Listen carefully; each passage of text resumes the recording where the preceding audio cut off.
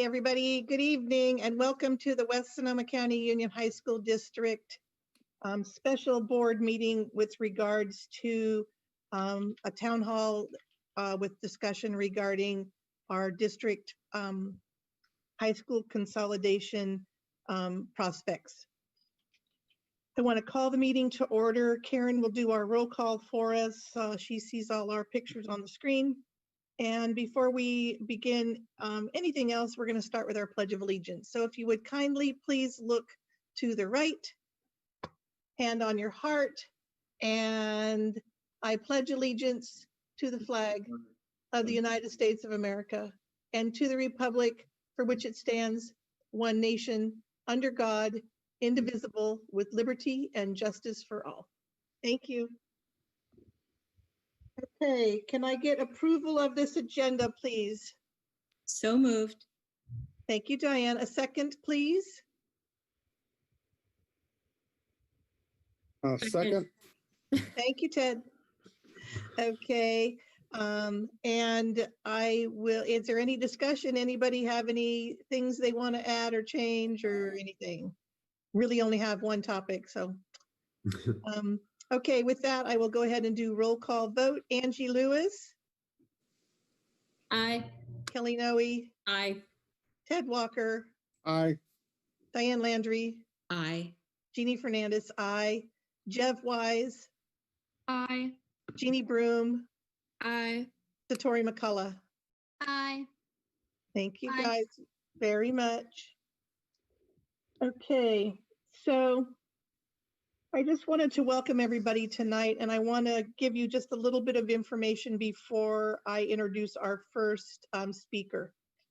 Many of you note on the screen, you will see this picture of this beautiful woman with her name, Mariana Rivo, oh gosh, Rivo-Rola.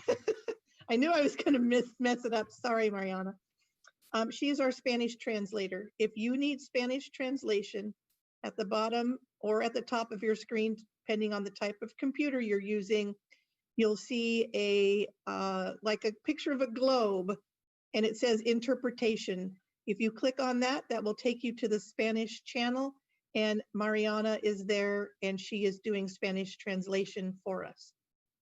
One of the most important things to remember is that because she's doing Spanish translation, we all need to talk slowly. Please. So when you have the opportunity to speak, we ask that you do it very slowly in a succinct manner so that people can understand. Thank you so much. And we're going to start tonight with I'm going to introduce Tony Beal, our superintendent, and then she will open up the evening for us. And at some point, you're going to note, you also note on our screen here, you see we have the person named Dan Blake with the name moderator. He is going to actually be our moderator for our Q&A and for our comment section. And when the time comes, we'll do a little introduction with Dan as well. But first, I'm going to introduce Tony. Thank you, Jeannie. Good evening, everyone, and welcome to our second town hall meeting. And thank you all for attending. So the purpose of our meeting tonight is for us to hear community input on two questions. And one is, should the board consolidate schools? And then the second question is, what would be the timeline for that consolidation? So what we want to do now is present a summary of the presentation we made concerning the challenges facing our district. We want to present a summary of that presentation for those people who are not able to attend that presentation at our last town hall meeting. So I'm going to let Jeff Oxen, I think, Jeff, you're going to share your screen. Tony, can I ask everybody, the trustees and the student board reps, to go ahead and mute yourself and stop your video, and then we can all listen and participate that way. Thank you. Okay. So we have many challenges that we are facing here in our school district. And tonight we're going to talk about those before we take questions and public comment on our question of consolidation. So you can see on the screen what are listed as our challenges are declining enrollment, program limitations, and our budget realities. Can't tell if someone's trying to say something. No, are we good? Might be. Okay, next screen. Next slide, I'm sorry. Yep. So this slide shows our declining enrollment, and you can see that the first year is 2011, and in 2011 we experienced a quite healthy enrollment, and since that time you can see from the graph that our enrollment has steadily declined. You can see that in the year 2018 and 2019 there was a slight increase. That was due to the enrollment at our charter middle school that we no longer operate. But since that time, you can see even without that, we have continued to decline. And this declining enrollment trend is not exclusive to our district. It is a declining enrollment trend across the county. Go to the next slide. Declining enrollment and budget issues in our district affect our programs and our ability to offer programs to our students. The decreasing student numbers affect these programs. For example, at Annalee, we no longer can offer our culinary program because the number of students that were asking for the program did not equal enough to offer those sections. So the declining enrollment affects our ability to offer those programs, and our budget issues affect that as well. Combining our schools would allow the district to achieve a critical mass in some of those programs and be able to offer more of those programs with that critical mass. Another result of consolidating campuses would be that our sports teams and our activities would combine the strengths of both of our campuses. Certainly there are other program impacts, but this is just a summary of those program impacts. And now I'm gonna let Jeff start talking about our budget and the realities. Yeah. So a lot of this information that I'm going to present tonight is the same as last week. So I'm going to go through it a little bit quicker than I did last week. You know, I know we have some new people in the audience tonight, so I want to make sure that you see the same information. At the same time, I don't plan on going as in depth as I did last week, just so that we can really get to the Q&A part. If you do want to see the more in-depth version, if you go to the district webpage, I believe there's a pop-up, you know, right window, and it's a big rectangle at the bottom. There's a link to the YouTube channel, and a video has been placed there at the YouTube channel. But so again, if you were here last week, a lot of this will be similar. If you were not, I apologize if I go too quick. But I want to make sure that we're able to get through this. You get to see the information, and then one of the things that we've been continually dealing with is this idea of a structural deficit. You know, really in general terms, a structural deficit is where our expenses outweigh our revenues on an ongoing basis. So for us, this is an annual thing. When we strip away additional money, extra money, what we call one-time money, and we take a look at the revenues that we can count on coming in and the expenses that we know we're going to have, our expenses outweigh our revenues on an annual basis. For us, we've typically relied on what are called one-time funds, where we get a chunk of money for 1 year to cover those deficits and or the surplus in our budget to cover those deficits. And while that gets us through given years, a great long-term planning strategy, because you just don't know if you're going to have that one-time money every single year. Jeff, I'm going to just interrupt. I'm sorry. Yep. Your audio keeps going in and out. I don't know if that's something. Okay. Is that better?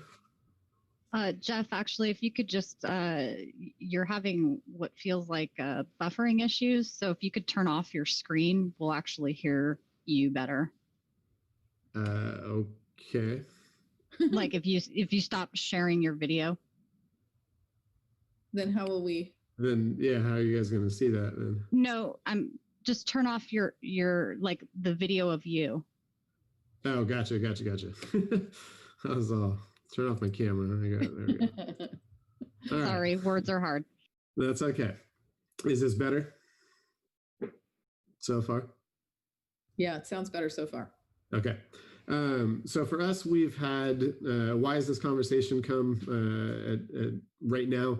Really in our recent years, we have had some expenses increase that have really sped up this discussion. It's been a discussion that's been on the table for quite a few years, as long as I've been in the district, which is about 14 years. I know that it's been a topic, and it's really seriously coming to a head right now, again, because of some of our recent increases. So some of our bigger expenses that we've had increase over the last couple of years is we've had a slight increase in our non-public school or Sonoma County Office of Education costs. These are students of ours that are in our district that we need to serve, but we're just not quite a big enough school district to offer the services in-house.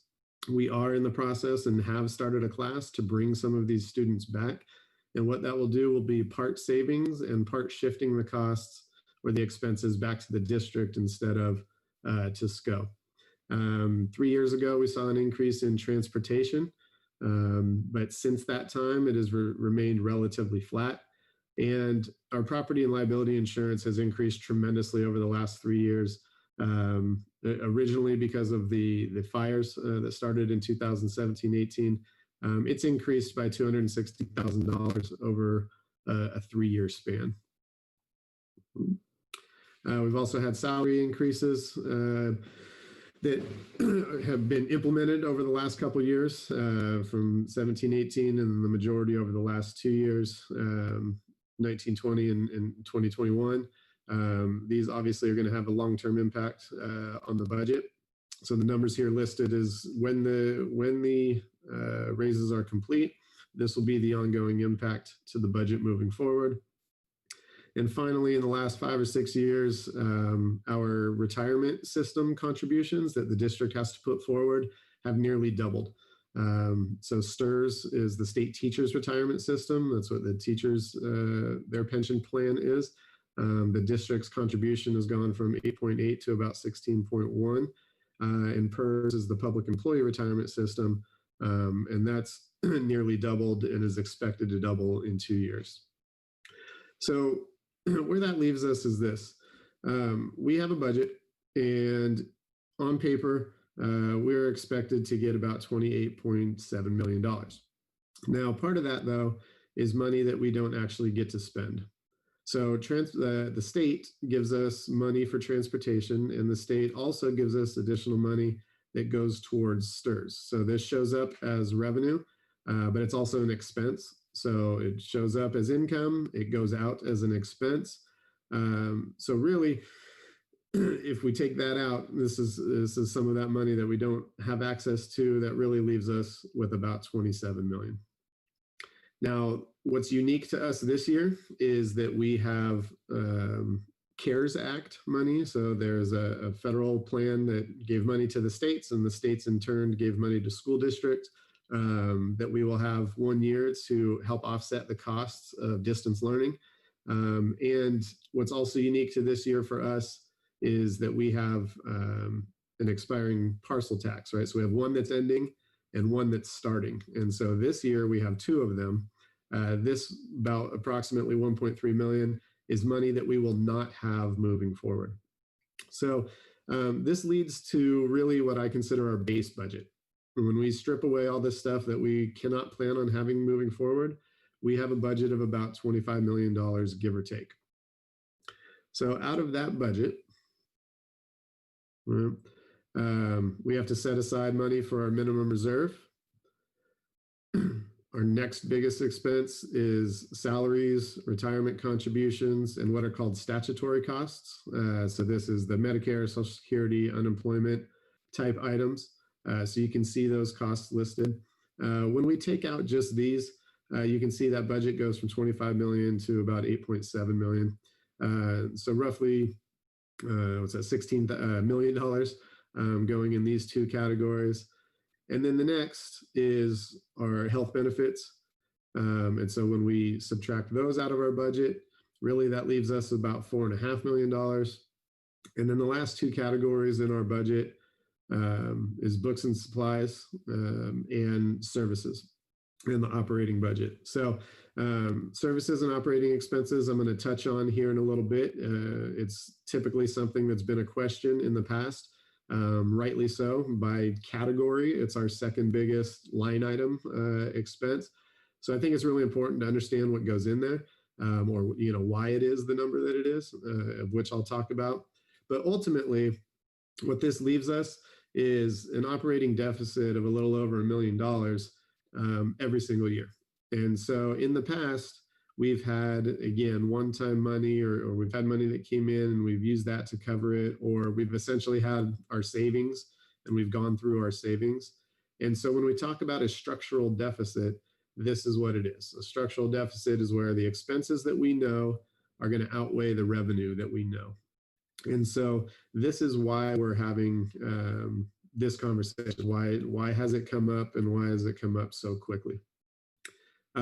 Additional considerations that I talked about last week is that we have increase or expenses that are expected to increase. So step and column, that's everybody in our district gets paid basically on a table. So every year, depending on where they're at, the salary increases. So we have increases every single year. Health benefit premiums tend to rise on a year-over-year basis.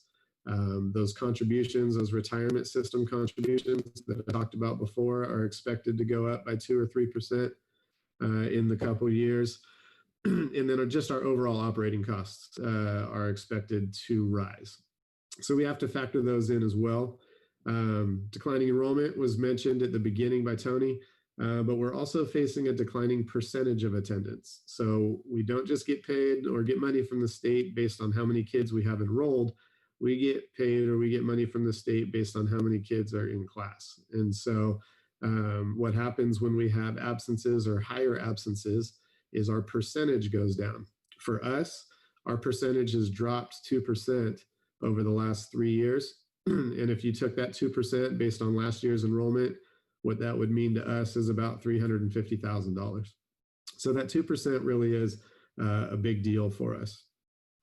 And then one other thing that I mentioned last week that I wanted everybody to know as a consideration is that we are very aware of the possibility of the passage of Prop 15. I have some hesitation. Obviously, would it help us? Sure, any additional revenue would help us. I do want to be careful. The amount of additional funding has not been set. I know the number out there that's floated out there is that we would get 1.2 million, and that's partly accurate. That's the high side of the estimate that we've been given. The low side of that estimate could be somewhere around $670,000 a year. And obviously, if it doesn't pass, then it's $0 a year. So it's tough to count on right now.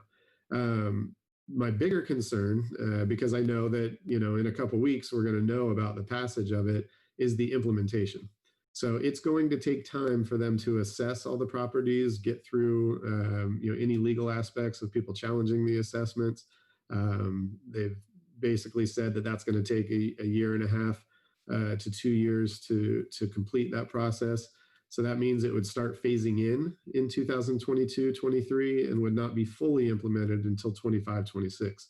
So that puts it at a really far horizon for us in terms of what we're considering. I mentioned a second ago the services budget. The services budget is where pretty much anything that we provide that is outside of the school district and outside of our salaries ends up. It's either going to be books and supplies, or it's going to be the services budget. So our top expenditures for last year, as you can see, are outside services for education of our own students. Again, these are programs that we need to provide for because we're not big enough to provide them in-house. We have transportation costs. Part of this transportation number, that 765, includes some fixed costs and some other items where we can't just get rid of the whole number. The property and liability insurance that I mentioned earlier, our typical operational costs, some more transportation. We had two down at the bottom that were actually people, right? The CTE teacher and the school resource officer. We had a teacher on campus that their contract was through our county office of education. So even though they were teaching our kids and it was a salary, we were paying SCO, and then SCO paid him. And then we had a school resource officer at El Molino last year that was paid through a grant. So we got grant money as revenue, and then that money went out as an expense that ended up in this category. But earlier, the big picture here is that earlier I said the services budget tends to hover right around $5 million. These things here that some we have a little bit of control over, but most we don't, represent over 90% of those ongoing costs. And I can tell you what the other 10% are. It really gets into the weeds of the details, but I know what they are. I've looked over the last 2 and 3 years. I've looked through all the accounts. I know, what it is. And so when we talk about, let's just cut the services budget, there's just not a lot there. We're very active in trying to find savings where we have it. But there's most definitely not $1.2 million of savings in here. Oops. These ones with the asterisks are important because if they were stuff that we could offer in-house, transportation, the non-public school type services, the bulk of these expenses would actually be salary and benefit expenditures, and they would not be services items. So while the services budget looks big, a lot of these are on salaries because, again, we cannot provide these services. One of the questions that has come up or came up is, why are we jumping straight to consolidation? Well, we haven't. Last year we had to kind of go through this process before, and this was pre-pandemic. So pre-pandemic, we were looking at making reductions in order to get through a couple years. We took a program back from the County Office of Education. We changed our dental and vision provider and picked up some savings there. Obviously, we lost some positions that were tough decisions to make. And again, we will obviously always look at the budget itself to see if we can have any savings there. Also, prior to this discussion, items that were brought up were the possibility of a 6-period day, the possibility of moving Laguna to the El Molino campus, changing overall health benefit providers. We explored becoming a basic aid district to see if that would benefit of us. The unification of partner districts. These are all items that came before consolidation really took the center limelight, I guess, if you will. Out of all of these options, basic aid doesn't make sense for us right now financially. Obviously, this discussion about consolidation really changes the discussion on Laguna and Elmo. The 6-period day in and of itself cannot provide enough savings. I think we estimated the savings there of about $300,000. So, we had conversations last year, and then the pandemic hit, and that has changed the conversation moving forward. And then the last item, and again, this is a bigger part of the picture, is the idea of just building a new school and having everybody go there and kind of start fresh is really just not feasible, financially speaking. It would just require far too much of the community to pass a bond measure of that size, especially on the heels of other items that have passed recently. So the consolidation idea, while it's been around, it has not been at the forefront. We have gone through a bunch of other things. And when we're talking about the size of the reduction that we need to make, this is one that comes up. So I mentioned last week, or Tony mentioned last week, I think the estimated savings of consolidation would be approximately $1.2 million per year. This is a combination of costs. The $1 million in staffing is not all people. There's a lot of kind of ancillary stuff like stipends and whatnot. They get caught up in that. And this number can be, we've had estimates, or I've run estimates that puts it at a little bit higher, and I tried to give us a little bit of cushion. And then I've run a few what if scenarios where it puts it slightly lower. So I'm considering that as well. But I think that this is a solid number that we can move forward with as a ballpark. Now, the real importance of this is the budget overall. So we have been tasked from the County Office of Education to provide a fiscal recovery plan. If you have not been able to follow along recently, this year we're okay. Next year, it starts to run into that savings and that one-time money. And then in 2022 and 23, we are projected to be about $2 million short. And we really just don't have $2 million of cuts where we can make. I mean, we can't cut, people that much, teachers that much. I mean, 2 million, just like if I'm just putting it as teachers, would be equivalent to like 20 teachers. And there's just no way we could reduce programs at that level and still have provide the education that we want to for our kids.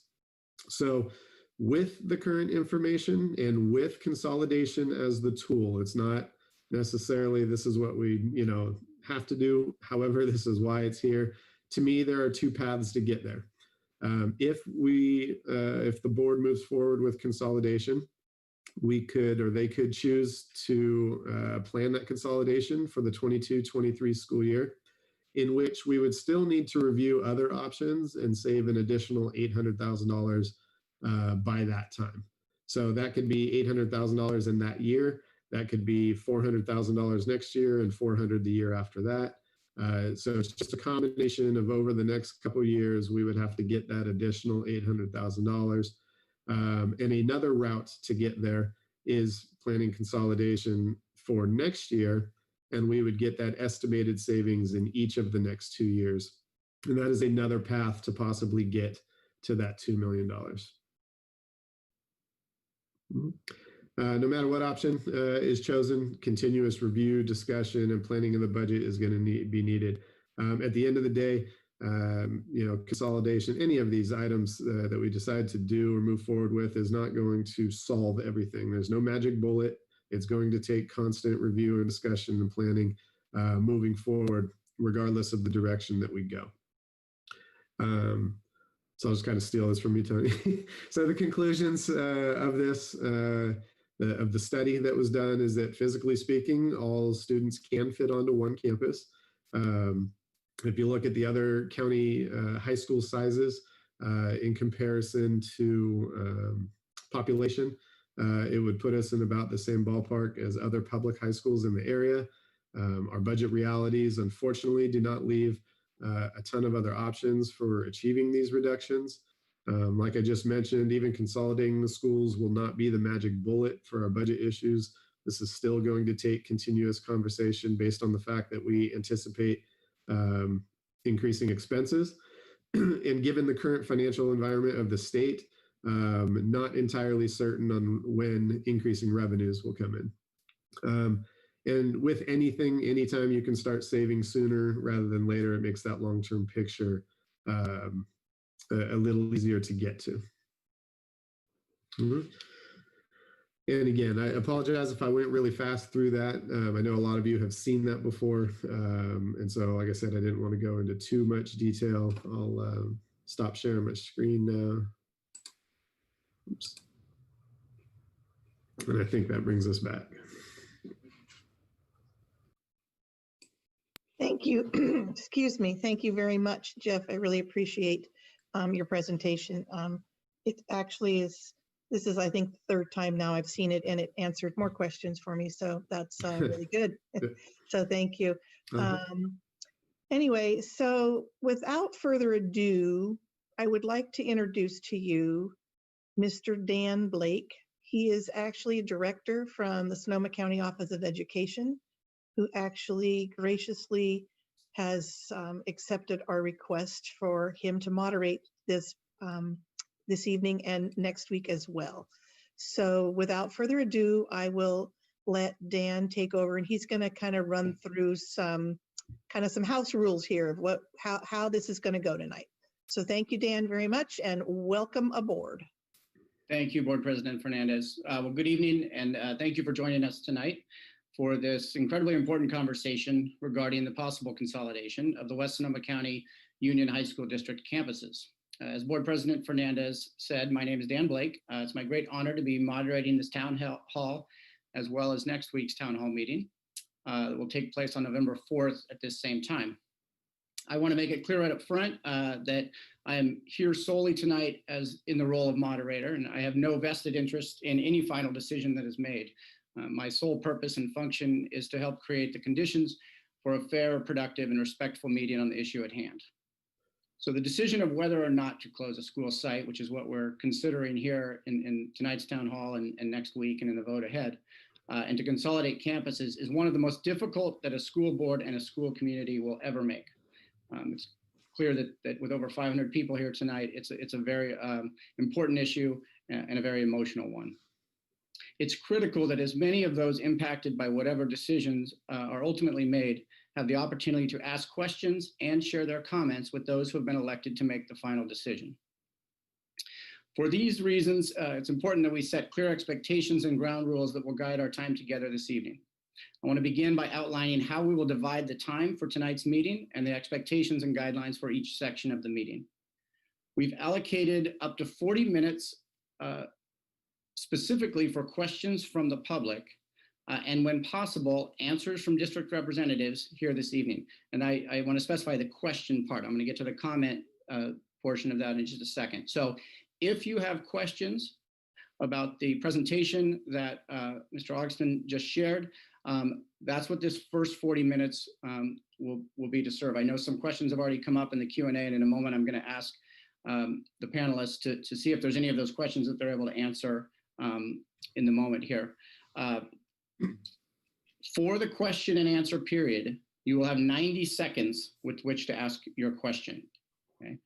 This is not a time to make comments regarding your thoughts and opinions on the matter at hand. This time is intended to allow for clarifying questions and or to pose questions that you would like the board and district administration to take under advisement. I want to note that if you do use this time to make comment rather than pose a question, you'll be asked to move to the back of the queue for public comment and save your comment for that portion of the meeting. In order to be selected to ask a question during this first portion of the meeting, please use the hand raise feature in Zoom. When it's your time to ask the question, you will be made a panelist and you will then be invited to unmute yourself and speak.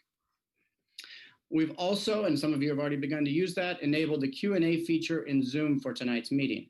If you would prefer to pose your question in writing, please submit your question, which will be viewable by all panelists. Periodically during the Q&A session, we will pause to review and, if possible, answer the questions that have been submitted in writing. And again, I know some questions are really considerations that you want the board to consider as they make this decision, so it may not be something that will be answered during the town hall. At the end of the 40-minute Q&A session, we will take a 5-minute break, after which time we will come back and open an approximately 2.5-hour public comment session.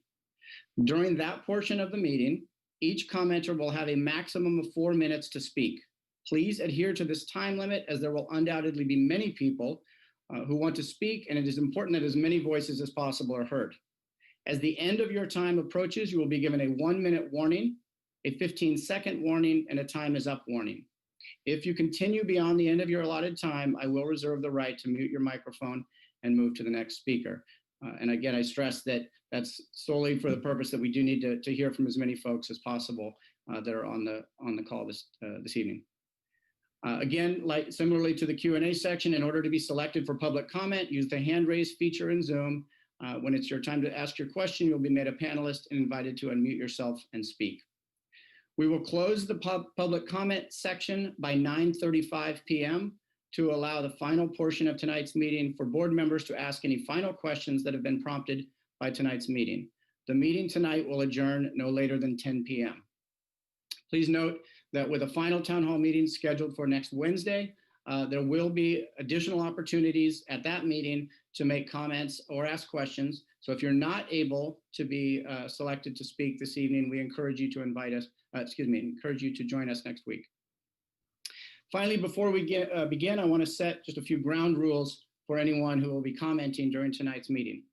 Number one, please stay on topic. The question at the heart of this and the next town hall meeting is whether or not the district should consolidate its campuses onto one campus, and if so, what the timeline would be for consolidation. Tonight and next Wednesday's meeting are not about how that consolidation should happen, nor which campus should be chosen if consolidation were to happen. Number two, please do not make any threats. Threats of harming another person will not be tolerated, and you will be, your comment time will be stopped. Number three, very importantly, be truthful. Please do not knowingly lie about anyone or anything in the course of your comments. Number four, be nice. Do not engage in any form of personal attacks or disparaging comments about one or other of the schools, as that is counterproductive to a healthy exchange of opinions and ideas. And finally, number five, please discuss ideas and not people. If you choose to comment on something said by another speaker, please focus on what it is that they said and refrain from making comments about the person themselves.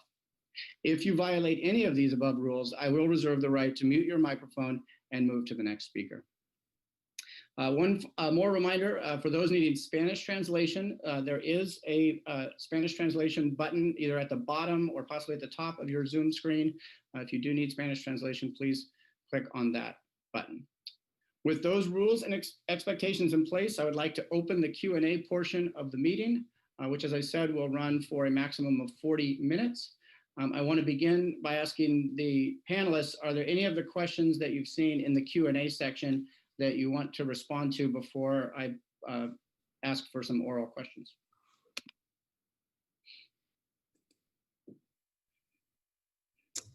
There is the very first question talks about timing, asking, do we really think this is a good time to be considering this kind of change, given the article that was in the Press Democrat about the number of our students who are have Fs at this time? Wouldn't you think that your efforts would be best put forward helping keep those students who find distance learning severely lacking as their only educational tool? And yes, we are addressing those students who are having difficulties with distance learning, and we are doing that actually in conjunction with this.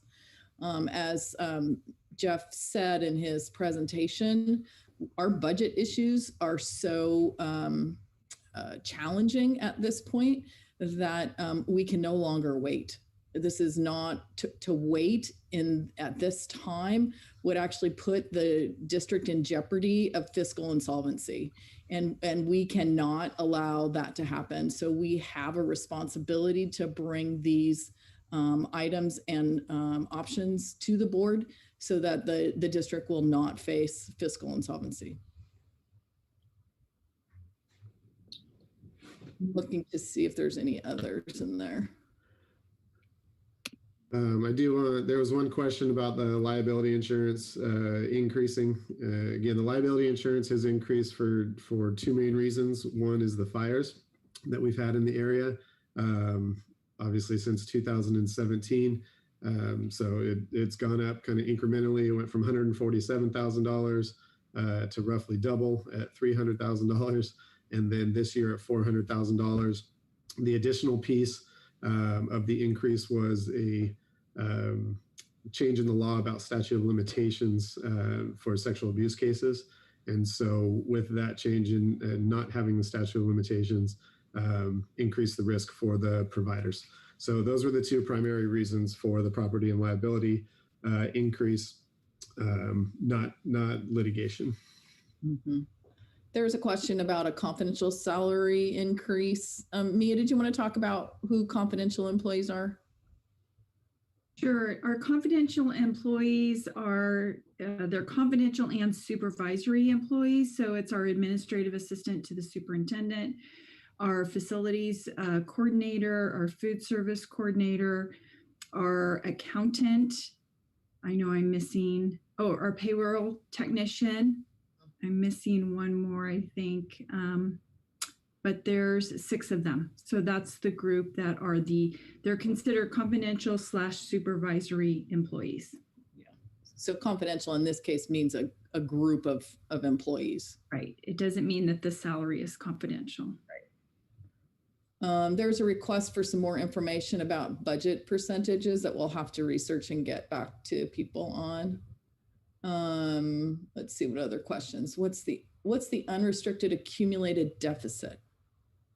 You know what that means, Jeff? I think so. As far as understand, I mean, I can break down not right tonight, but I can break down the unrestricted versus the restricted. So what I can tell you is that we do have to make a contribution from our unrestricted funds into our restricted category. Our restricted expenses are higher, far higher than the restricted revenue that we get. So they do go hand in hand. Restricted simply means that the money that we get is targeted is not part of the pool of money that we can use for anything.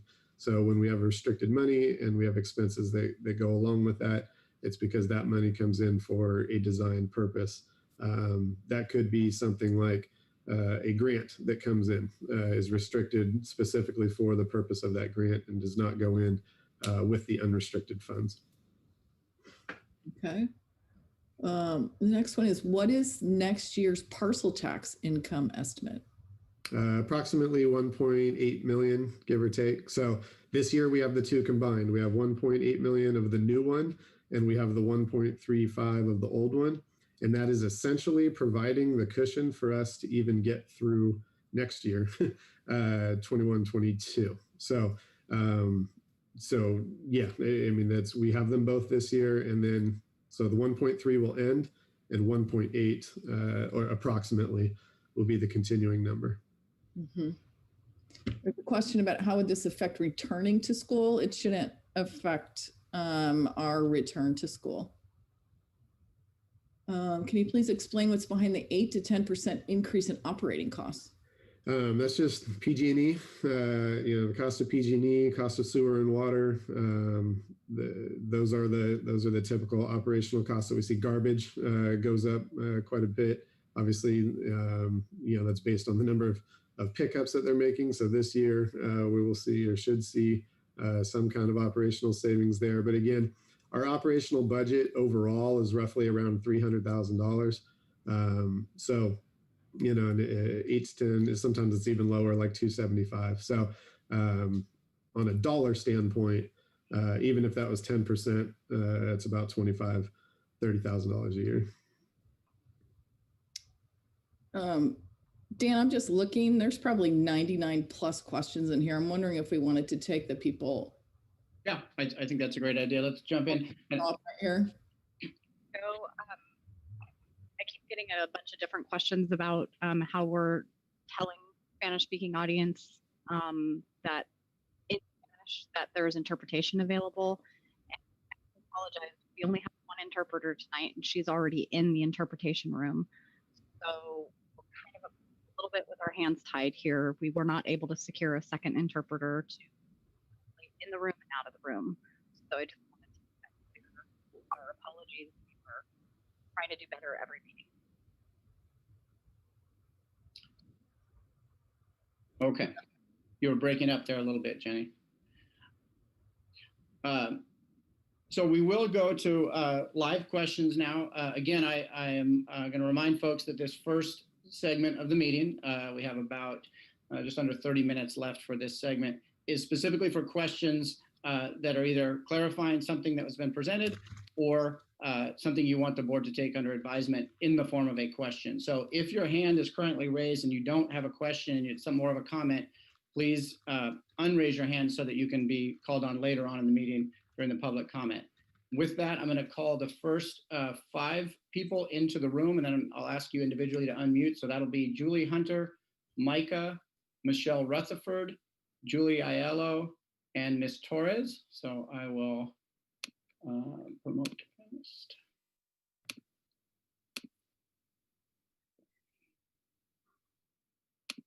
All right, and can you hear me?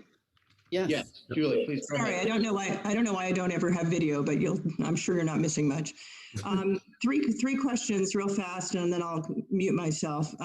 You mentioned, or you answered the question of a person online that said that wanted to know the projected income of the new tax measure, which is $1.8 million, and the expiring tax revenue, which is $1,350,000. Have you, Jeff, put that difference in the projected budget shortfall? That's the number one question.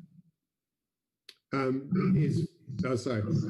So what I tried to do was account for the parcel tax that was going to be leaving in those future years. So yes, it's in there for this year. Any surplus that we have is maintaining us through next year. But yes, so the revenue projections for next year do not include it. Okay, so that's a little bit of a found money is what I'm suggesting, but we'll let you talk about that later. The second one is what triggers or generates one-time infusions of cash that you mentioned that we sometimes get? And then before you answer that, I'll give you the third question and sign off for now. Sure. What does SCO do for us that costs us $380,000? So one-time monies is typically additional money that the state will give. So we have our basic funding formula, which is called the local control funding formula. And that's based on that ADA, right? Attendance, average daily attendance. And then there's also a portion of that is for what are considered our unduplicated students, which are the students that qualify for free and reduced lunch, homeless students. And so there's an additional part of the funding that's for that. And then on occasion, in a given year, because the state doesn't want to commit to giving us extra money every year. So what will happen is they will kind of review their budget and say, okay, if we have extra money this year, here's some extra. And then so in addition, or part of that funding formula, they will add additional money, but they will not commit to that money on an ongoing basis. And there's nothing we can do to generate it. It's strictly on their side, right? Right. Okay. Yeah. And then the last question was about SCO. Thank you, guys. Yeah, and then as far as SCO, I mean, it provides services, for students of ours where we may have 2 or 3 of a student with a particular need, whether it's emotional needs or items where we cannot, we're not big enough to create a full program to house that it financially to have a teacher or the support for 2 or 3 kids where they can go to SCO, and then SCO pulls from all the different districts and creates their own program. And I'm sure Tony could probably speak to that a little bit more. Yeah, it is for students that have higher needs that we're not able to provide those services to ourselves. So SCO provides those services for us. Okay. Thank you. I'll wait to comment later. Micah, could you please unmute and ask your question?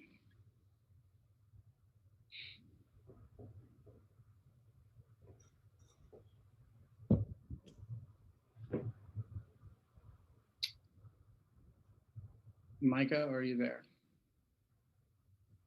She looks like she's in the room.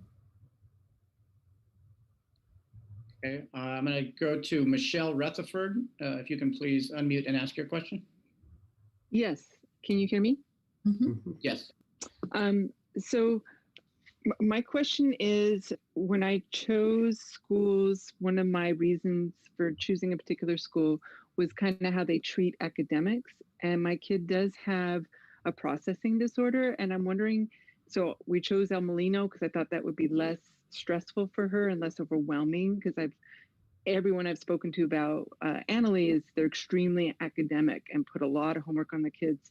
And that would be a huge concern of mine. And I'm just wondering if that maybe it's too early in the game to really think about those things, but that would be my question. Yeah.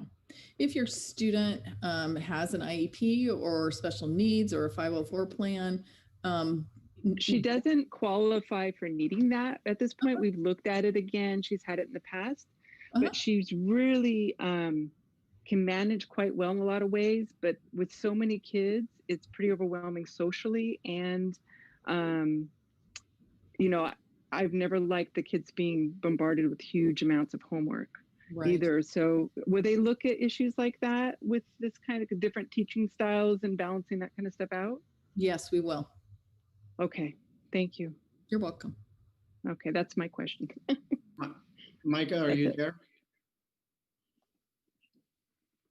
Okay, let's go to Julie Aiello. Please unmute and ask your question.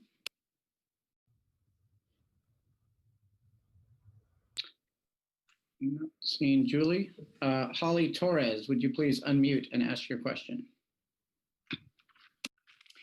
Yes, my first question is how will students from Cazadero and Fort Ross be supported if the El Molino campus is not chosen as the site for consolidation with schedule adjustments if they need to commute to Sebastopol? I also would like to know why is there a school officer at El Molino in the budget? Why does that need to be kept in the budget? What is the CTE teachers, the contents taught that are in the budget line? And how are families being involved in this decision for consolidation? And lastly, where can we find the breakdown of sped bus transportation budget line with detailed expenditures? Happy to repeat anything. I'll take the two that I remember, right? So the CTE teacher, I would want to say taught film or the videography class. Yeah, video class at El Molino. And so, again, it was a teacher that we needed to fill that position. That was pre-me. I was just kind of reporting on why it was in there. Because he was an employee of SCO and teaching for us, we paid SCO his salary. So we pay it to SCO, SCO pays it to him because he's an employee of theirs. So that's the one question. The school resource officer was paid for with a grant. So that money did not come out of the general fund. That was not an expense. And that's one of those tricky things about how it gets reported and how it gets accounted for is it shows up as an expense. And that's a great point that you bring up, Holly, is like, it looks like we have all these additional expenses in there, but the money that was used to pay for him came in specifically for that purpose from a tobacco grant from which was about stopping kids from vaping and any additional drug and tobacco use. So we got a grant specifically for that purpose. So those expenses show up in that services budget, but they did not come out of the general fund. And if we were in school this year and we had him again, it would also have been paid for by the grant. So it is not, that position is not in our future budget unless it's covered by a grant. And I remember two of the questions that I can answer. One is about transportation from Cazadero. That transportation and busing will be part of the second phase of this conversation, and there will be extensive research and information about transportation costs and how that impacts either of the two campuses. In terms of parent involvement, we are trying our best to get as many parents and community members involved in this conversation. We obviously have increased our outreach to parents in the community on this, as evidenced by the fact that we have 500 people in this room, and I'm sure hundreds in the YouTube. So we are doing our best to involve parents in that conversation now and as we move forward. And I can't remember if there was another question. Could I please clarify my question about Cazadero and Fort Ross students? My question was if Annalee is chosen as the campus and those Fort Ross and Cazadero students need to commute to Sebastopol, how will they be supported with any schedule adjustments? And have you considered that, or will you take that into consideration, please? Not in regards to transportation. Sure. Yes, that would be something we would take into consideration. Thank you, Holly. I'm going to invite the next 5 questioners into the panelist room. So it'll be Gio Mendez, it'll be Kelly Saringer,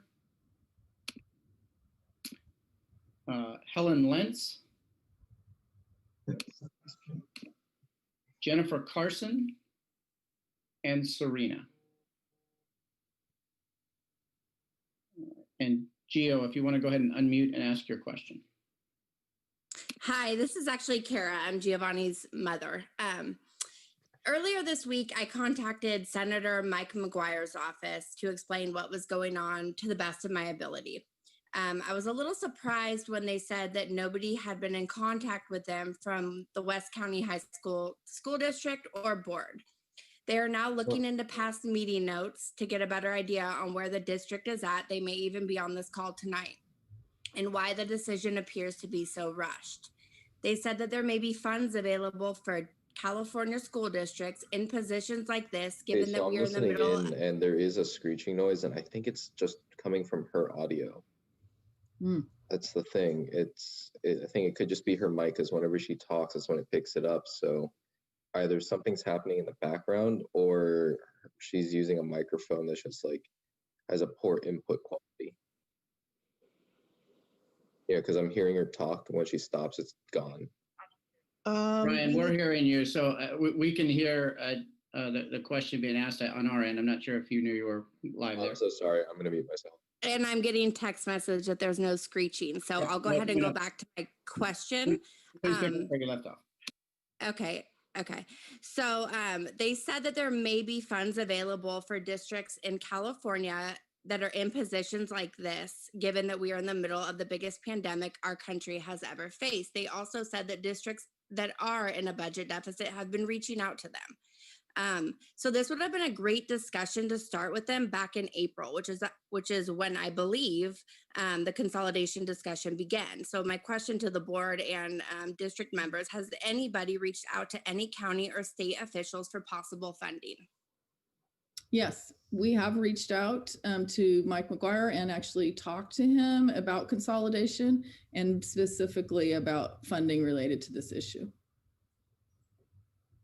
And the response was? They're looking into it. When did you reach out to them by chance? Because I spoke to his chief on Monday and she had not heard from anybody. I am not certain of that. Our board members have reached out. Okay, well, I will, she's calling me back tomorrow. So at the next meeting, I'll let you know. But it's pretty sad that a parent in the community, if this is the case, Can we wait had on to the reach. comments section, please? We want to move. Sure. Make sure we get plenty. Thank you. Dan, I think this would be a perfect opportunity for Kelly Noe to come in, because she's the one that's had the majority of the conversation with Mike McGuire's office. Kelly, are you there? Yes. So I've been in conversations with McGuire's staff for, about a year now, on and off, about consolidation and the fiscal challenges within our district. And I did reach out directly to Rebecca this week, yesterday, to talk specifically about these town halls and to share information about these two upcoming town halls, hoping that they would attend. Okay, next question, Kelly Seringer, if you can please ask your question. Yes, thank you. I just wanted to say thank you to Jeff for that presentation. I think it was very helpful. As the former president of the Annalee Education Foundation, I'm very aware of these fiscal challenges that the district has. Since 2015, they have been going line by line, cutting and cutting and cutting programs for children, everything that they can to meet a balanced budget. And it's come to a tipping point. We've gone through 3 principals at Annalee. Nobody wants to take this on, and this is a big challenge. And so I applaud you all for what you're doing, because a lot of people have tried and failed. And this is not a fun decision, but it's necessary, because there are just not enough children here to fund 2 schools, to fund 2 high schools. So my question, I was the one that asked about the budget. I'd like to know when I'll hear back about the % of the budget that goes to programs for children, to administration, to facilities. And then the second question is, at this point, does having 1 high school warrant having an entire district around it? Or should we consolidate with another district and use leverage to help provide the best program for the children? Thank you for your question. So As far as here, getting the percentages, I can get that, honestly, I can get that to you tomorrow. You know, I just want to be able to get through here so I'm aware and answering questions and whatnot, Kelly, but if you want to, if you don't mind, if you want to shoot me an email, you know, I can get those and also then present them, you know, at a different time, because I'm sure it's a question that a lot of people have. yeah, our intention is to take the questions that are in the Q&A and do frequently asked questions to answer them and then post the answers. So those will be posted. Now I'm trying to remember. Oh, there are actually two things going on right now. The board asked the county office to pursue a unification study. So currently the county office has undertaken a unification study with all of our partner districts involved. Unfortunately, that study will take a while. It's going to take at least a year for that study to be completed. And then after it's completed, it will be presented to the neighboring partner districts. And it's actually up to those partner districts as to whether or not they would unify with us. It's not something that someone can mandate that they do. So it would be up to all of those individual districts to look at the data and say, yes, we think it's an advantage to unify with the high school district. And even after they would make that decision to do that, it still comes to a vote. So it actually, the public gets to vote on whether the unification happens. So that's actually a long process, but we actually have started that process, but it's not going to be done in enough time for us to see effects from it in the next 2 years. I'm going to ask Jennifer Carson and followed by Helen Lentz. So Jennifer, if you can unmute and ask your question. Hi guys. So my question is going to be regarding the 22-23 school year. If that's the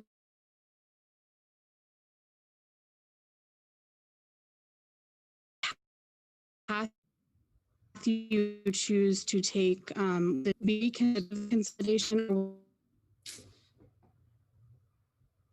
Maybe if she turns off her video and Jennifer, you're freezing up. It might be a buffering issue. If you turn your camera off, perhaps that will work for you to be able to ask your question where we can hear you, but let's go ahead and try that. Okay, can you hear me now? Yes. Okay, I'm sorry. So my question is if you choose to do the 22-23 school year, where it would be I think it was 800,000 for the deficit, is that something, if somehow the money does come up, we're able to come up with a good way to create the money that was needed, will we be able to go back and look at not consolidating the schools? Will that give us another year to be able to really try to push this together and make it happen? Can you guys hear me? Yeah. Sorry. Okay. I was just waiting. I didn't know if Tony was going to jump in there. I'll let you go. Yeah. So we have, I'm going to say in theory, yes. Right, Jennifer? So, I mean, you bring up a good point, which is, what's future revenue and when can we count on it and when can we say it?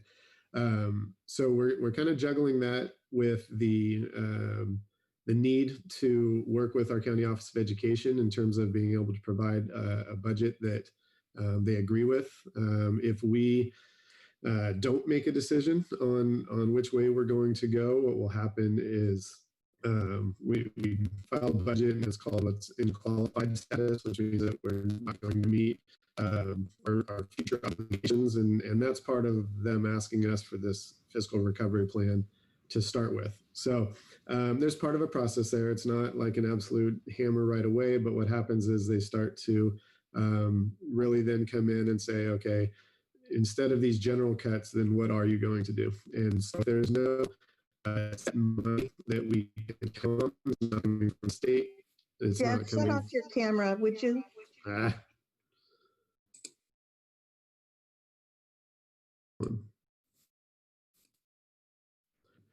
I had a really good answer there too. Jeez. So did I just block out everything? It was all garbage? I heard most of it, probably just the last minute, like 30 seconds to a minute. Yeah. So, I mean, really what happens if we file qualified, then it expedites the process from SCO in terms of us providing them decisions as far as what reductions are going to be made. We run into trouble with counting on revenue that's not there, so, to hope for revenue or think that we're going to get it. That's really not something that that they go with, as a plan. They need to know that there's something more solid in place. So outside of legislation that comes through and says, okay, you're going to get this funding for the next 2 years, and then we all know it at the state level, that might be a bit of a hurdle from the revenue standpoint. We can say, we have to decide on future reductions, and yes, could that buy us a little time? But then really what we're going to run into is a cash flow issue because of deferrals from the state level, and essentially the ability to pay all our bills and make payroll, not necessarily next year, but the year after that. So all those things go in. It would be great to say, hey, can we hold on and wait and see if this comes through? And unfortunately, we can't do that. Okay, because as a parent, Jennifer, we need to move to the next question. I'm sorry. We have lots of people in the queue. I apologize. Helen Lentz, can you please unmute and ask your question? Thank you so much. I'm a parent. I currently have a senior at El Molino and an incoming freshman for the 21-22 school year. And I have 3 questions. Number 1, when will you make a decision on which campus you're going to choose? I know you haven't made a decision yet. My second question is, I see a $1 million savings in salaries. I'm wondering, are these teachers' salaries? And if so, how is that going to affect class sizes? And just the quality of the education. My third question is, while your budget numbers are rather sobering, a consolidation could be a real opportunity. Do you have a plan in place on how this is going to improve the academics, improve the offerings of programs, and the overall education of our students? Thank you for taking my questions. Thank you. So I think the first question was about timelines. So the first question we're asking the board to make is in terms of whether we should consolidate and what the timeline would be for consolidation. Our plan is to bring this to the board for their consideration at the November 18th board meeting.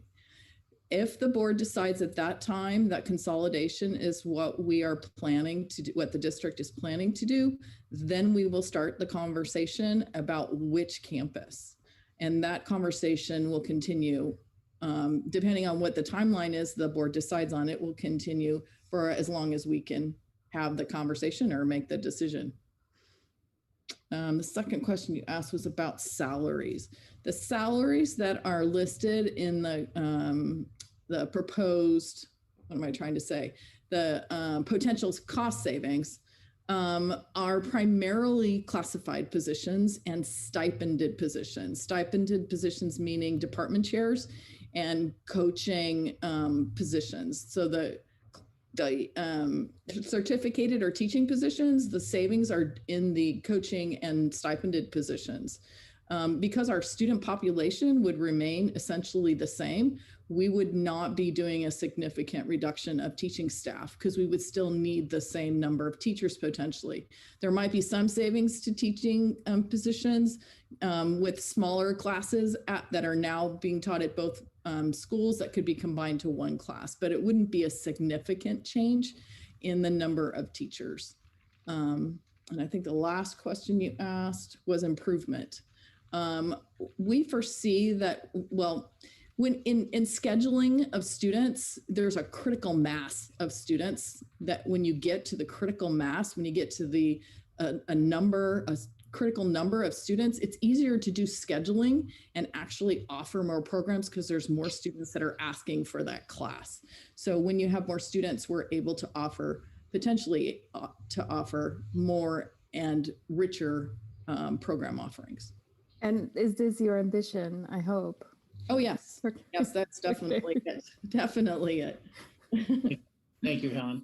Thank you. I'm going to ask Serena to unmute and ask your question. Before you guys start, sorry. Yes, we're having technical difficulties in the Spanish room, and so I'm asking for like a 3 to 4 minute break right now while our interpreter switches out her computer for her iPad. And then I've also found somebody, Lily has agreed to make a Spanish interpretation to let people know that there is interpretation. So I'd like her to make that comment while we're taking the break. So I'm going to let Lily into the room. Thank you. Thank you. I'm going to suggest then that we take the 5-minute break that we were scheduled to take at the end of the Q&A period, and in between that and the comment section. We'll go ahead and take that break now, and then we'll just go straight from Q&A into the comments time. So we will come back in 5 minutes. Perfect. Lily, would you go ahead and make the comment now, though? Buenas tardes. Vamos a regresar en 5 minutos. Estamos tomando un descanso porque hay problemas con la calidad del sonido de la interpretación en español. Para escuchar la interpretación, haga clic en el botón de abajo que dice Interpretation y seleccione Spanish para escuchar la señora que está hablando en español para entender bien qué está pasando esta noche. Thank you, Lily. Regresamos en 5. Thank you. So we will reconvene in 5 minutes. So 7:23. Thank you so much, Lily.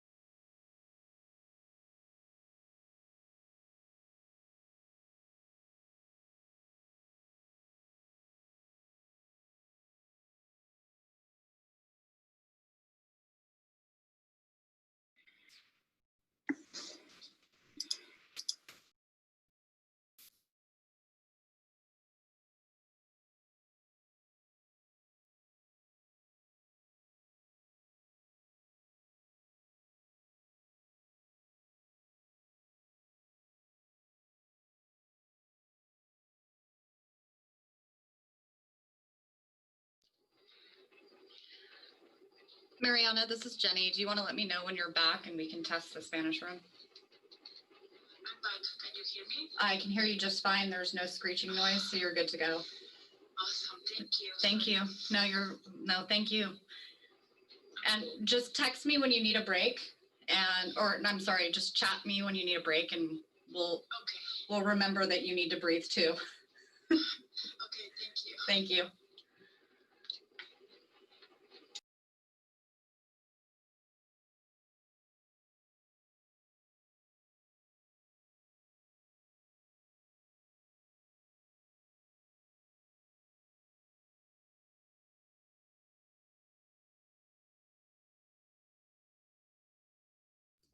So we're in the comment section now.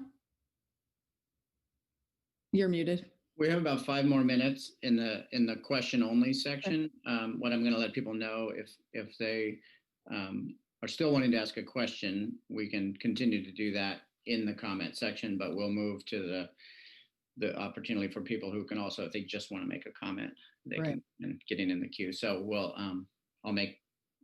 do 5 more minutes of questions, and then I'll make that announcement. Okay. And then if any of the questions that are in the Q&A section, we'll just make sure we answer them and then post them to the website. Yeah, and I'm answering some of them as we go, the ones that I have, that I know. Right. How are you answering them? There's just like I can type an answer We actually weren't going to do that, but that's okay. That's all right. I think it probably makes sense to put them all in one place, like you're saying, Tony. Yeah. Or capture them and then just create like an FAQs document, all with all of the responses that you're able to make. Some of them probably aren't. See what you're doing. I guess we take exactly what you're doing, Jeff, and copy and paste that into a Q&A. Okay. And post on the website. Tony, do we want to perhaps give up the board's time for questions tonight? And we need to ask. If we, I mean, it just occurred to me because there's so many people who have questions. That's all. Yeah, I mean, I guess we could see where we get. Text Jeannie or. Mm-hmm. Yeah. I want to just let everybody know we do have YouTube questions. We have a chat, and I'm monitoring that as well. Wow. And if to your point, if we are going to do the full 2.5 hour comment window, we would need to forego the board question. So you can talk to your fellow board members, but if you're open to that, then I can make that announcement. Yeah, I'm not the board president, but perhaps Tony and Jeannie can consider it. That sounds good. And we're at 7:23, so I think we can jump in again.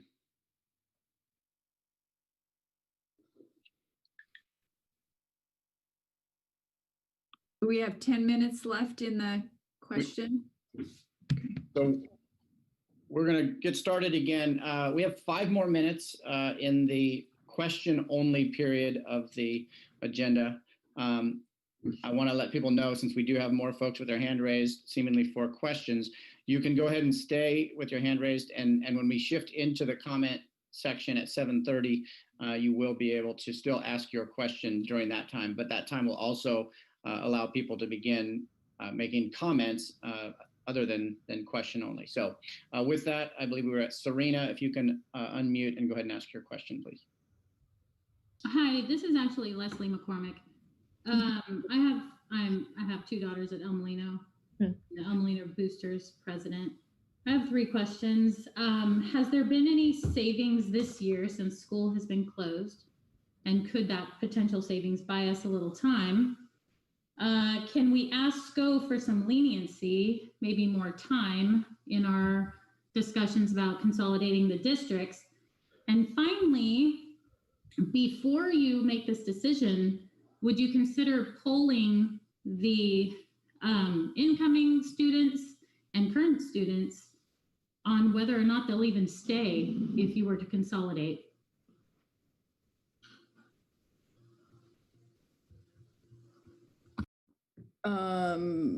Jeff, can you speak to any savings that we're having this year? Yeah, so I will have a better idea here so I'm going to be presenting the first interim budget, which is really kind of the first time that we go through and take a look at our savings. That will be presented in December. So over the next month, that'll be the first real look, operationally.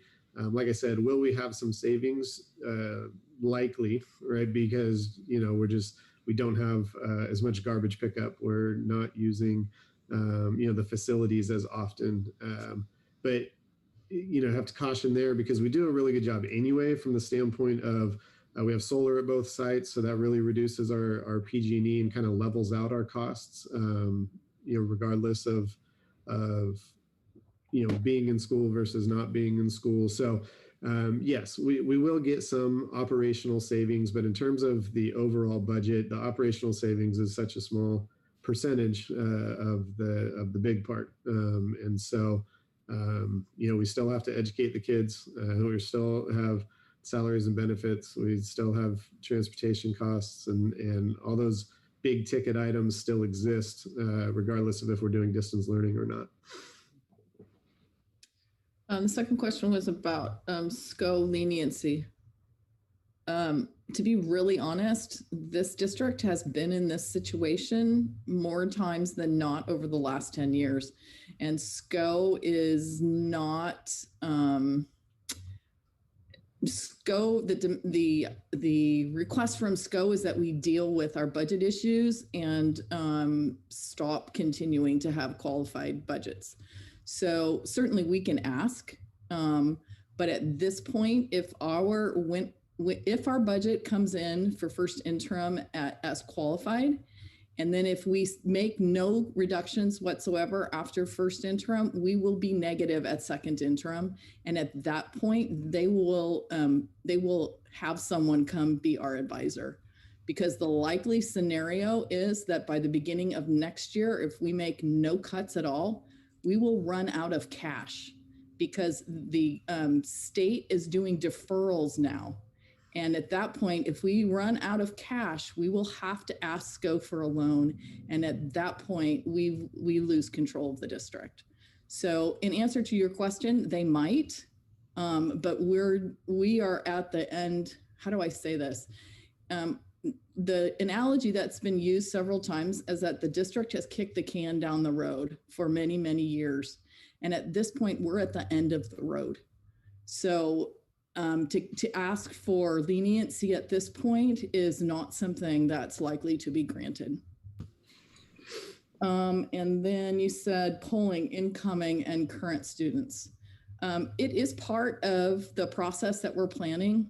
Right now, we are very much aware that emotions are running really high, and to ask students and families at this point about if they would leave or not leave, we're not certain that the survey would be accurate. We think people would be reacting very emotionally, completely understandably, but we believe that we would wait a little bit longer until we have more answers to questions before we carry out that poll.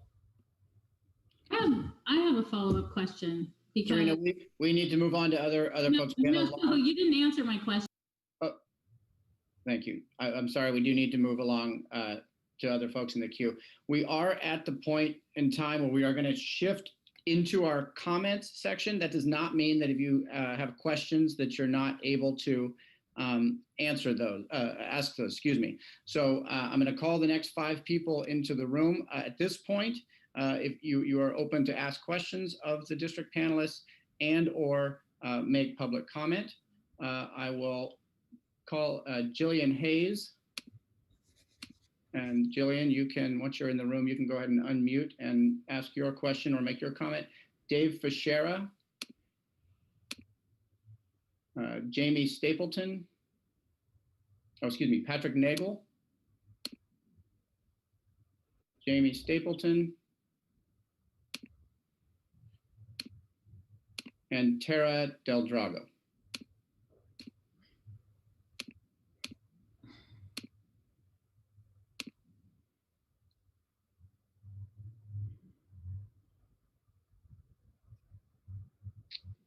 Okay.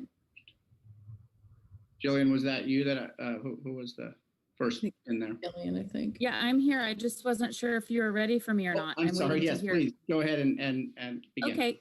All right. Sure. I did type all my questions into the chat because I heard during the 5-minute break you said you won't have enough time for everyone's questions. And it's really not fair to expect me in 4 minutes to have questions and comments, and 500 people are on here. So I typed them in the chat. If I don't get through my questions, you can respond and post it for everyone. Thank you. Tonight, you keep saying there's not enough room and that these small cuts that have been considered aren't enough to get us where we need to be. Where is the analysis, and has the CBO posted those cuts, say via transportation or some staffing or operational costs, where those budget cuts would put us currently? That's my first one.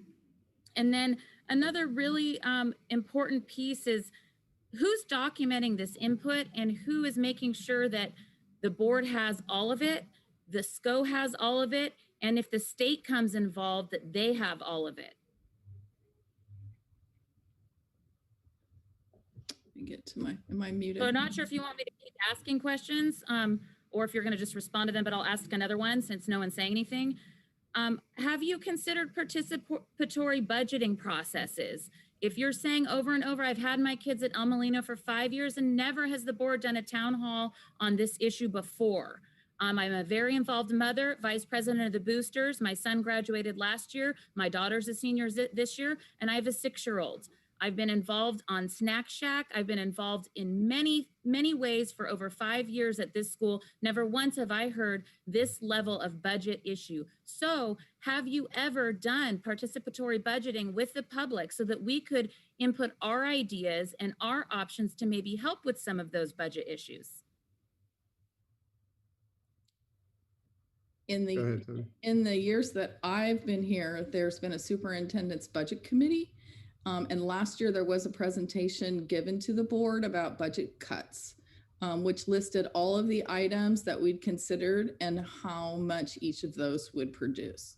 But that does not include public participation. It's a small committee of your choosing, not a public participatory budget process in which other ideas could be considered, correct? And my understanding was prior to my coming, there was a big, long process that happened that was called the Superintendent's Budget Advisory Committee that, and someone else who was here could speak to this, but my understanding it had big committees that spent the whole entire year talking about what could happen with the budget. Not in the last 5 years, but thank you for that. Actually, I've only been here 3. So it was the year prior to me, which would be 4. I'm telling you that I've never been invited to any sort of budget participation in 5 years, not once. Okay. Okay, I have to chime in here. In fact, there was a huge budget advisory committee that the former superintendent put into place. It was like, I want to say 2 years ago, 3 years ago. And originally it was a small group of people, not unlike what Tony's group has been. And then it was opened to just about anybody. And at one point in time, we had over 50 people that were coming to those meetings and giving out ideas. Why didn't we continue? Why not continue that, Tony? She did continue that. She had a budget advisory committee. Yeah. I was never aware of it. No one's ever invited me as a very involved parent. We took all of the suggestions, which were pages and pages of ideas from those committees, and brought it to the superintendent's budget committee and looked at all those. In fact, consolidating schools was one of those things on that list. I would have loved to participate, but there's been no option for me to. All right. Thank you, Jillian. We're going to move to the next speaker, and I appreciate you putting your questions in the Q&A, and we will be publishing answers to those questions. Dave Fischera is next to speak. Hi, thanks for the opportunity. Can you hear me? Jeff, thanks for your presentation. It was really informative and clear. I just have a question about the deficit and the deferrals were mentioned that are due to my understanding the impacts of the COVID-19 on our economy and the tax revenues being significantly less than we normally would see. Is the $1.2 million deficit, is there a multi-year projection of the deficit that takes into account when those deferrals are no longer deferrals and the potential for a significant economic downturn? I guess what I'm getting at is this $1.2 million deficit somewhat optimistic, or is there, are there any projections that show what could possibly happen in the next 1 to 2 to 3 years should our economy not recover quickly? No, that's a great question. So what we have is essentially what happens is every time the budget information gets put out, there's what's called the Fiscal Crisis Management Team, CASBO. These are our industry or educational I want to say companies, right? That help kind of guide what those assumptions are. And so they work, very closely with Sacramento in terms of the budget and the expectations there. There's the Financial Legislative Office. And so they all have their projections about what's going to happen. And so what they do is they essentially offer up some assumptions based on the information that they have. And so we go on those assumptions until we have new assumptions. And so currently the assumptions is that funding will stay flat, for what we have right now in the next 2 years, that we will not get a cost of living adjustment. and we will not see a decrease. That is the kind of the suggested assumptions moving forward about revenue. The deferrals are going to be this year and also next year. So those are scheduled to be multi-year deferrals.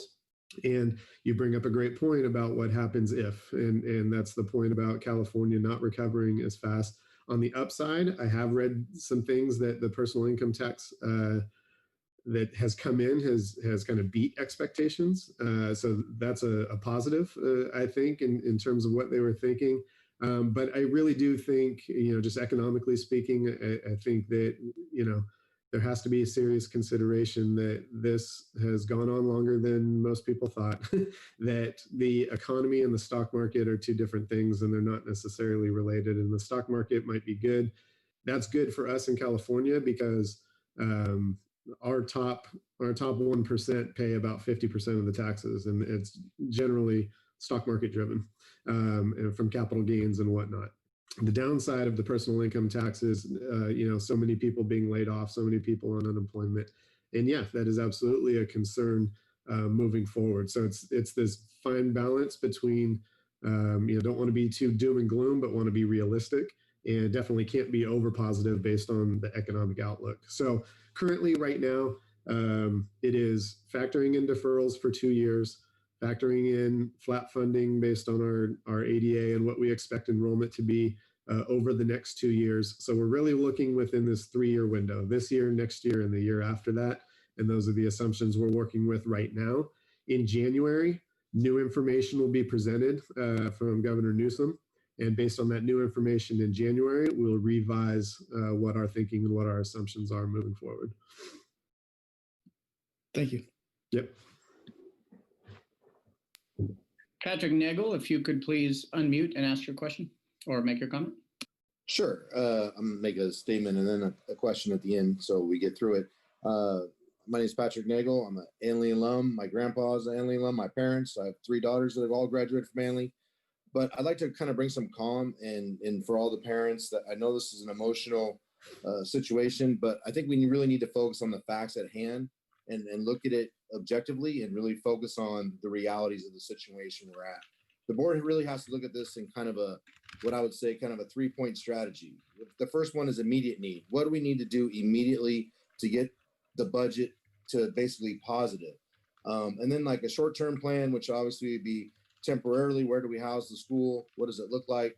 And then the long-term plan. Where are we going? What's the ultimate goal? What can we do together as a group? If we put all of us together as a community, we are stronger. We can all use our ideas and make the best possible high school and educational experience for our kids. So I really would like everyone to really kind of focus on the facts and try to leave emotions out of it. I know that's really hard, but I think we get a lot more accomplished if we did that. My question is for Jeff. Jeff, if consolidation is the way that the board elects to go and they elect to do it in the 21-22 school year, does that get the district to positive budget with minimal impact on staffing and cuts? Currently, as things stand right now, yes. So the things that would come into play is what those 2 out years look like, which could change in January, right? But provided everything stays how it is right now, and we were able to achieve that level of savings over the 2-year period, which is expected, then yes, again, right now, our projected deficit is about $2 million in 22-23, right? So if we save $1 million next year and $1 million the year after that, then that would get there with, like you mentioned, it's tough to say relative low impact to staff because there will be, but yes, understood. We would not be looking elsewhere as much. Then it would become, okay, how do we keep this from happening? You know what I mean? How do we keep not having this conversation? Perfect. Yes. Thank you, Jeff. That's it for me. Thank you very much. Thank you. Jamie Stapleton, if you would please unmute and either ask your question or make your comment. Hi, can you hear me? Yes, we can. Okay. So I have a question about the 1.2 million in savings. So as you presented, Jeff, earlier, 1 million would be in staffing and about 200,000 in facilities. So has and then also with the actual physical school consolidation, the site consolidation, you're looking at some capital expenditures that are in the millions over time, obviously, with temporary buildings as well as long-term solutions. Yeah. Has the board or anybody ever considered a school consolidation, but keeping both sites, at least on a temporary basis? And kind of leads into my next question is the request out to SCO about the feasibility study about the partner districts. I know you said that's going to take a long time. Is there a possibility that, you know, like it sounds like the consolidation of the high school is kind of, you know, almost a need to have, but as far as the physical sites, has there been a separate conversation about those two? And if you can consolidate the school and maybe not the sites, could that buy you time to complete the feasibility study and possibly help with merging of some of the partner districts? Sure. Tony, do you want to speak to that a little bit? I think the short answer is yes. Yes, all of those are options, and those are all things that we can do. Mm-hmm. Okay, so is it possible to have that as a third option, consolidating the school but not consolidating the sites? We would have some hurdles in the sense of where the savings. So if we're running two sites, then we don't get to achieve the savings of running one site, right? And so that's where the 200,000 of the facilities. No, not the most operational. Most of it is in staffing. In the people required to run two sites. So there couldn't be any creativity in sharing staffing across the two sites? No, the savings comes from combining all of the students onto one site, because it comes from a reduction in staffing of only running one school instead of running two. But could you reduce the staff, but also have shared sites where you're utilizing maybe, you know, online learning, but also possibly creative, you know, placement of staffing and students? Yeah, and I mean we have discussed that as far actually even earlier today about what would be the possibilities. And again, it would just depend on what was on that other site, because if those are kids that are still taking the rest of their schedule, you know, are they, you know, how do you get them back and forth? Do you make it programmatic? If it is programmatic, is there really savings there? So yes, you know, is there a possibility, I think, to be creative? Yeah, I think we always want to try to be creative, being realistic about the amount and the potential savings. There's just some hurdles in that creativity, scheduling wise, getting kids back and forth, having kids have a full schedule. It would really depend on what was done on that alternate site. Thank you, Jamie. Thank you. Tara Del Drago, if you'd please unmute and make your comment or ask your question. Hi, thank you. Thank you, Jamie. Thank you, Gillian. There's a few of you that have answered a lot of my asked a lot of my questions already. I have a ginormous page. It's just ridiculous. Thank you for putting the effort out. I finally got emails. I finally got text messages about the meeting tonight, which again, a lot of the community didn't know about. They thought it was next week, but thank you for doing that. If we are actually looking at this in reality and logistically, hearing about all the different districts or all the different schools, again, if you were to go to Rio Neto, Cazadero, Monterey, Guerneville, Forestville, Jenner, Fort Ross, those are all in El Molino's district. If you have to drive 25, 30 minutes more, you're going to Amalie, and that's an hour plus for some people, and that's with no traffic. How is that logistically sound for the majority of the people out here in the river? Doesn't make sense. Again, to Tony and the board, have any of you driven from any of those places to see how long of a drive that is? I question that and ask you. With the timeline, this is one of the two questions tonight.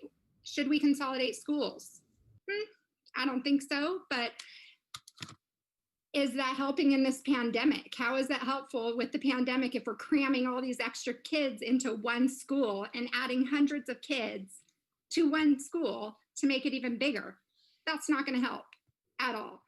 There's other options. How can we move maybe Laguna and the district office to El Molino? Right there. That's going to save a lot of money. Timeline again, there's an election coming up next month. And there's new board members coming in. I'm on a board. And I know as a board member, it's extremely important to be involved in very important specific decisions that involve all of us for the next term coming up. And why are they not getting a vote and a voice in what's happening in this extremely serious and important decision being made? And now also with it's been brought up now that we're seeing different from last meeting to this meeting. Now that certain issues have been brought up, there's a lot of differences and changes of opinion. And I think with the majority of people now knowing what's going on, it's really important. I asked a question on the Q&A that never got answered. And that was that just 5 weeks ago, the board signed on to SCO doing a consolidation of districts feasibility study. Where are those results? Haven't seen it. We haven't heard about it. I saw the slides. We all saw them, but that is not on there. Thank you, Mia. So I'd like to know that. So this pressure of the December deadline is a little ridiculous with the enormity of what's going on right now, not just with the pandemic, the social and distress that it's causing our children. And again, have you thought, we've talked about it, the numbers. I have 2 8th graders going into school next year, high school. They're not going to Annalee. I know 13 of their specific friends that are not going to Annalee now. So thinking about that, if it's numbers and money, that right there, your numbers are going to continually decrease. So there are other ways to make this happen by consolidating schools into a district versus making the 2 high schools into one. Thank you. Thank you, Tara.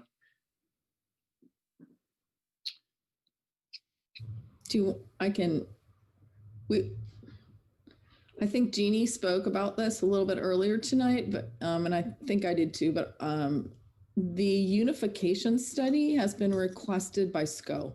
We cannot do the unification study. The unification study is if we would combine with our partner districts. We're not in charge of that study. We requested that study from the Sonoma County Office of Education. That will be a long process. The SCO will contract with a consultant who will come in and do that study, and it will take at least a year for the study to be complete. Once the study is complete, those results are shared with all of the districts, the partner districts, as well as us. And then it's up to those districts to decide if they would want to unify with us. So that's not our decision. That's their decision. And even if they did decide that they want to do that, it would also come up to a vote of the people, the community would also have to vote to make that happen. So that is a long process in terms of unification. I'm going to invite the next 3 members into the to be a panelist. That will be Kelly. That will be Emily. Sorry. Dan, I just want to remind everyone as you're talking, if you could just slow down a little bit. We do have a Spanish translator. We only have one tonight. She's doing her darndest to make sure that our Spanish community hears all of your comments, but it is a lot to translate. And then also, Dan, I do have questions and comments over here from YouTube. If you want to lob it over, I'd be happy to make sure their voices are heard as well. I'm going to hold off on that for 1 second, Jenny. And the 3rd person will be Rebecca Timmons. And I'm going to go ahead and put you in. So Kelly, if you want to go ahead and unmute and ask your question or make your comment. Yeah, hi, good evening.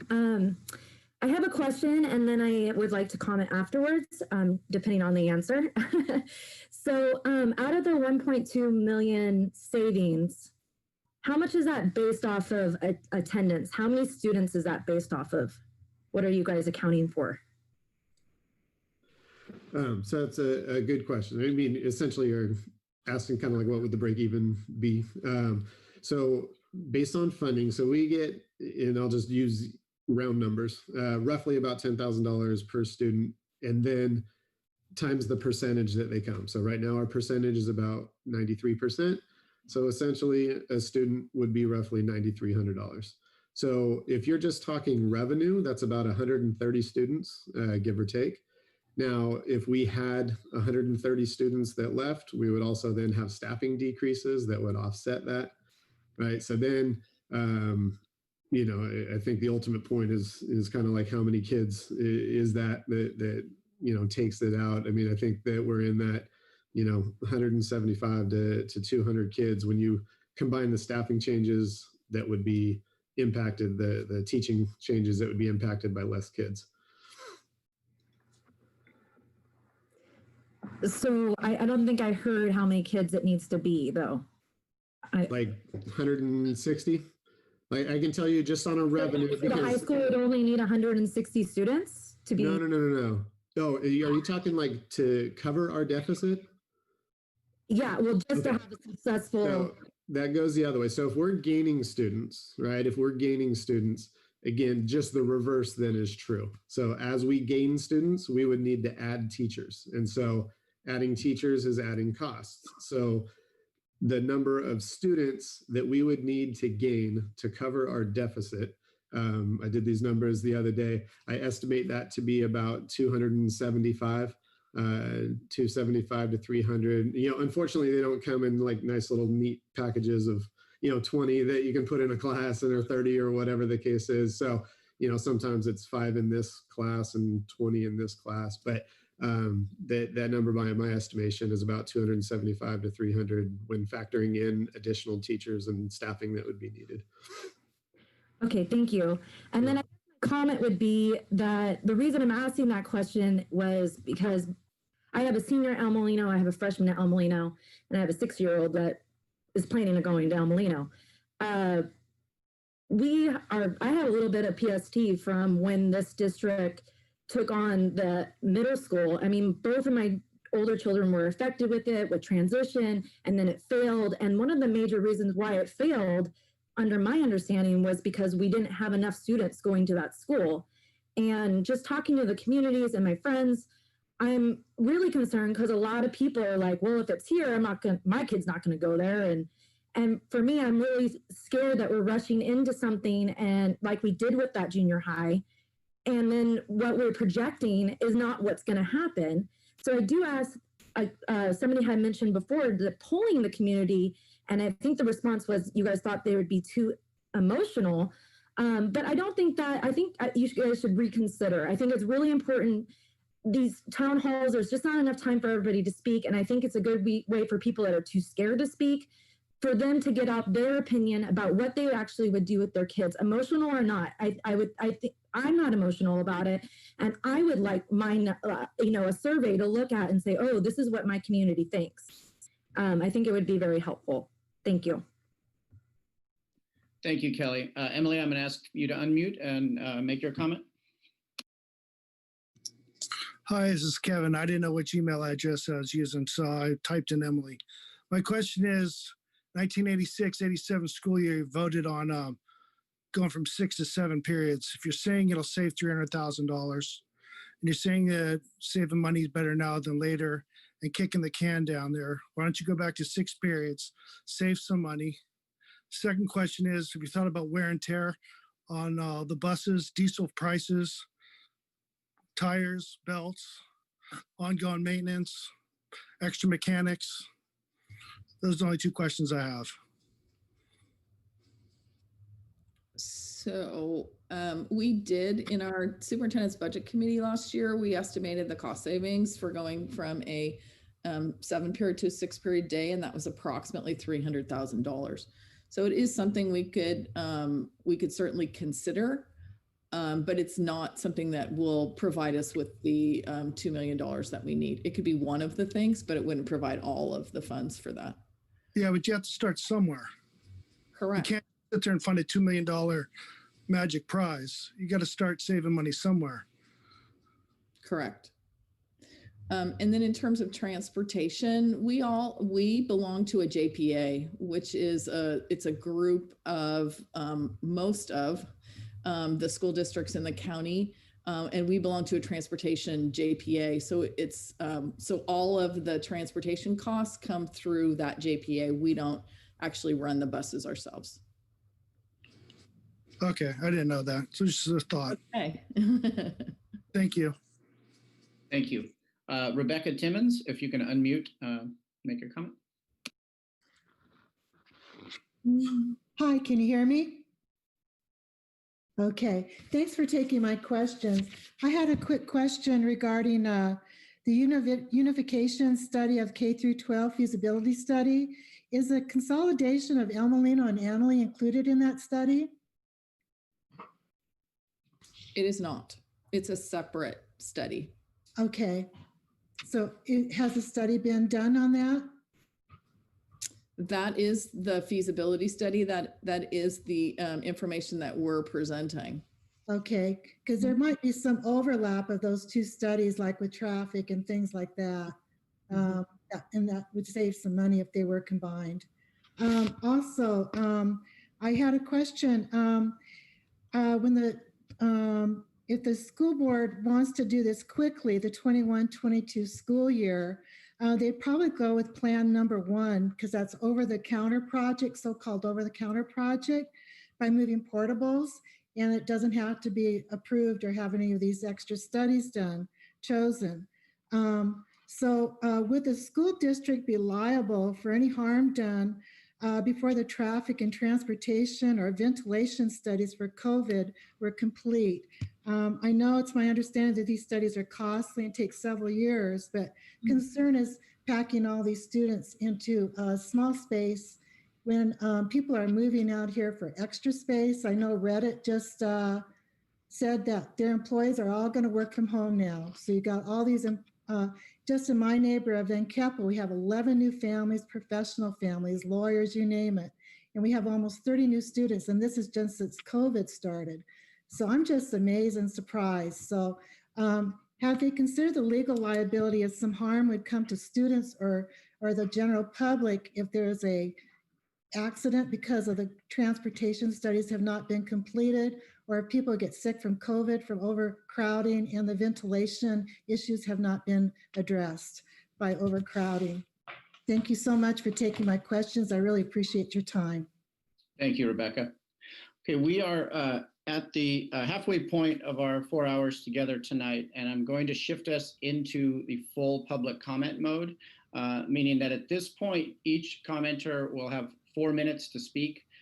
We will not be fielding questions directly, and the reason for that is to get through as many people as possible. We currently have 32 people in the queue, and I'm sure there will be more to come. So each person will have 4 minutes. If you have questions that you want an answer to, we strongly encourage you to do what many have already done, which is to put those in writing into the Q&A. As Superintendent Beal said earlier, those will be gathered, and written responses will be put back out to those questions. So going forward, as I call you into the room, you'll have 4 minutes, but please do not expect an oral answer to your question in the moment for sake of time. So with that, I'm going to bring Ian Burnett into the room. Maybe.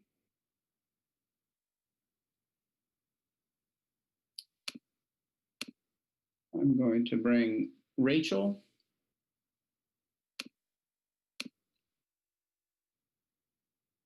Jessilee Mills.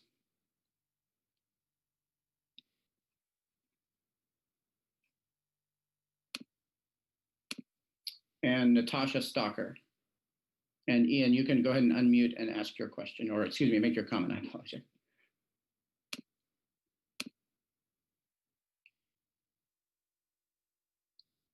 Ian, are you there?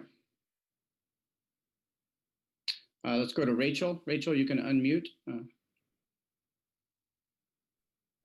Thank you all for everything you're doing tonight. Appreciate it. I have a student who's a freshman at Annalee.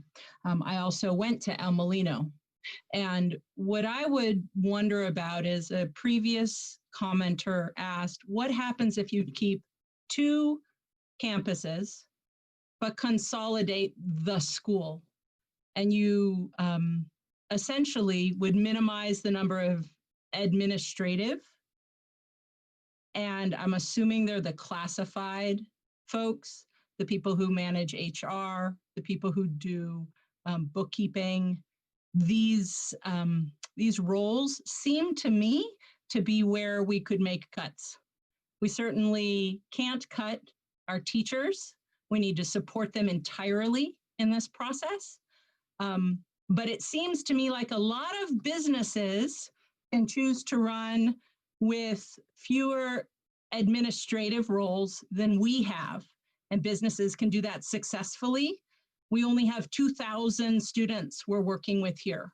And I'm wondering if administratively at the top, we need to do some job sharing and limit the number of principals, I don't even know the structure. And so as a parent, I'm putting that back to you guys to consider. And it's a hard thing, I understand, because I'm actually looking at the leadership and I'm asking the leadership to trim themselves so that we can have teachers and staff on the ground to run two campuses under one school with two campuses. And that's my comment. Thanks so much for what you're doing here tonight. I appreciate it. Thank you, Rachel. Natasha Stalker, would you please unmute and ask your question? And Jessica, you'll be next. Can you hear me? Yes, go ahead. Hi, there we are. Hi, we wanted to comment, and we agree with the previous speaker that there's a lot of emotion involved in this decision. We really hope that the community takes it as objectively as possible. You know, you're gonna eventually, it's a foregone conclusion that this is gonna happen. I mean, it sure seems that way anyway. And you're gonna have the Annalee group versus the El Molino group. That's gonna happen. I think we all know that. We're part of the El Molino group. We moved here last year for the sole purpose of going to El Molino. We did look at Annalee, but we chose El Molino. On that same vein, I'd like to know at some point, probably not right now, but how is the board going to make that decision as to what campus closes? I would hope that they take it objectively, you know, going so far even to call it the Sebastopol campus and the Forestville campus. Because anytime you say Annalee versus El Molino, there's gonna be a lot of emotion, and that could be avoided by simply changing the terms. If it happens to be El Molino, you know, we could consider a name change. You know, that's been done in the past. And I also want to say that when a school closes, it never reopens. It's like airports. You know, you can close a school pretty easily. You can never reopen a school. So that's kind of the big comments. You know, I also think El Molino has a bigger campus. It can accommodate more students.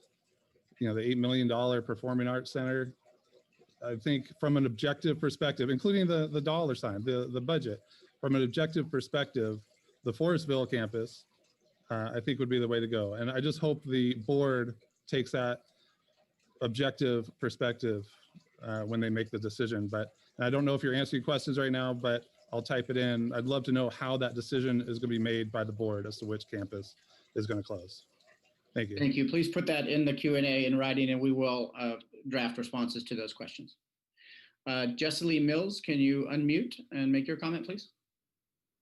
Yes, thank you. My name is Jessica Mills. I know I missed the comment section, or the question section, just by a hair.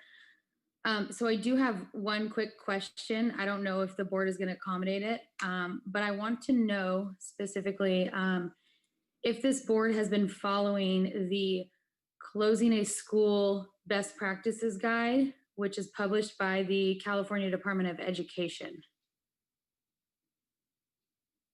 And if they're not going to answer it, that's fine. But It does not appear to me that they have because there are far too many questions. You can Google it. It's www.cde.ca.gov. That particular best practices guide is very short. There's a total of 5 chapters that breaks down basically the procedure on how the school district should go about closing a school. One of the things that it says is that the first thing the school should do is form a committee, a district advisory committee.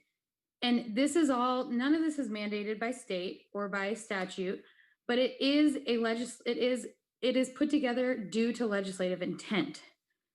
This committee should be made before decisions are made about school closures. The district advisory committee should include a cross-section of community members who have an interest in and may be affected by this potential closure.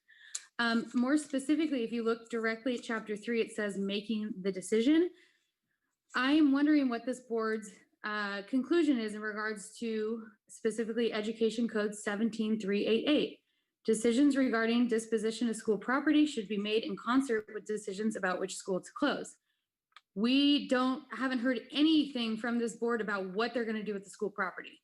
So based on this guide, which I'm assuming because it's published by the California Department of Education, this board is following because this board is following the law and the best practices guides. I'm wondering what their decision is in regards to which school is going to close, what's going to happen to the property. I know there's been talk about teacher housing, but let's be realistic. That's not going to happen. Code of California Regulations, Title 5, Section 90-101. The districts are responsible to avoid segregation. Decisions should not exacerbate racial isolation. There is a huge Hispanic population at El Molino. Have you guys taken any of that into consideration? What effect is that going to have on the Hispanic population? Also, Government Code Section 65560 states the land designation. What zoning is this? I know there's been talk at the last meeting about, oh, well, the zoning around the school is this, but you haven't actually concluded with certainty what that zoning is, because if it's considered some kind of zone where you can't build, the property is going to be useless to the school. It's going to be useless. It's going to cost money. Also, what is the CEQA study, the California Environmental Quality Act? There needs to be a study done about all the different environmental impacts, traffic, buildings, all of that stuff. And I just also would like to point out that I actually started the Facebook group called Keep Our Lions Roaring. Within 2 days, we had over 1,000 members, most of which had no idea any of this was going on. I am a graduate of El Molino. I don't have kids there right now, but between all of my siblings and I, there are 14 potential students to go to El Molino. And closing it at this point, maybe it's inevitable, but at this point, you have not done your due diligence. So I ask that you do your due diligence, you do your fact finding before you make an irrational, uninformed decision. Thank you. Thank you, Jessica. I see Ian Burnett is back. Ian, if you can unmute and make your comment. Thank you for that. My daughter was not happy that I put her down to unmute and I had to take my time. So yeah, to reiterate a couple earlier points, as a parent of a, I guess, class of 2037 student at El Molino, I'm taking a really long view on this. And you know, as another recent speaker said, we also chose Forestville for the schools here. So this is, you know, I know it has to be a reasonable decision, but it can't help but be a personal decision for everyone affected.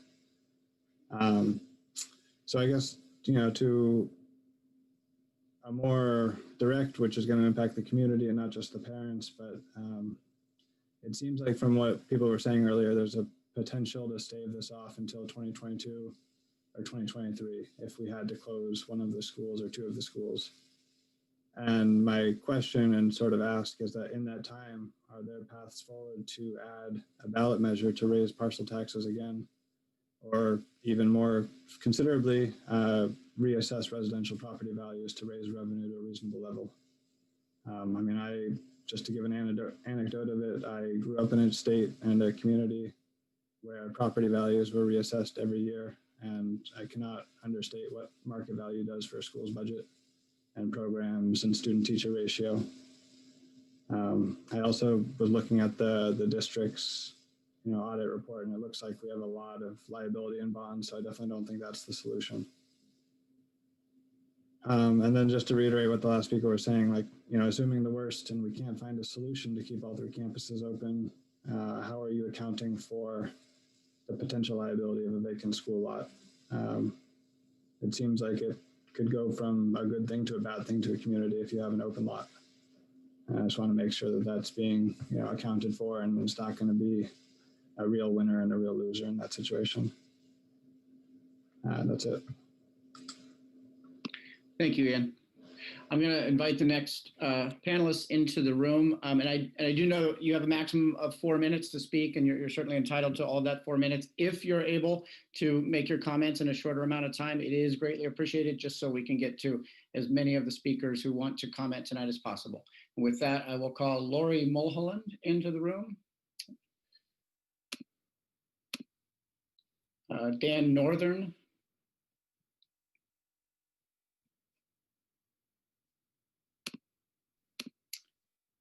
Rigo Loca. And Jay Peterson Hunter. All right. And Laura, you can go ahead and unmute and make your comment. Good, okay.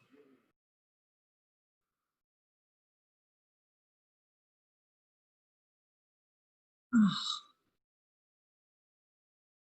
Shit. We hear you, Lori. Hi, how are you? So Jeff, I made these comments in the question and answer, but you know, I really feel like it bears repeating when someone mentioned, you know, offsetting the deficit by adding more students.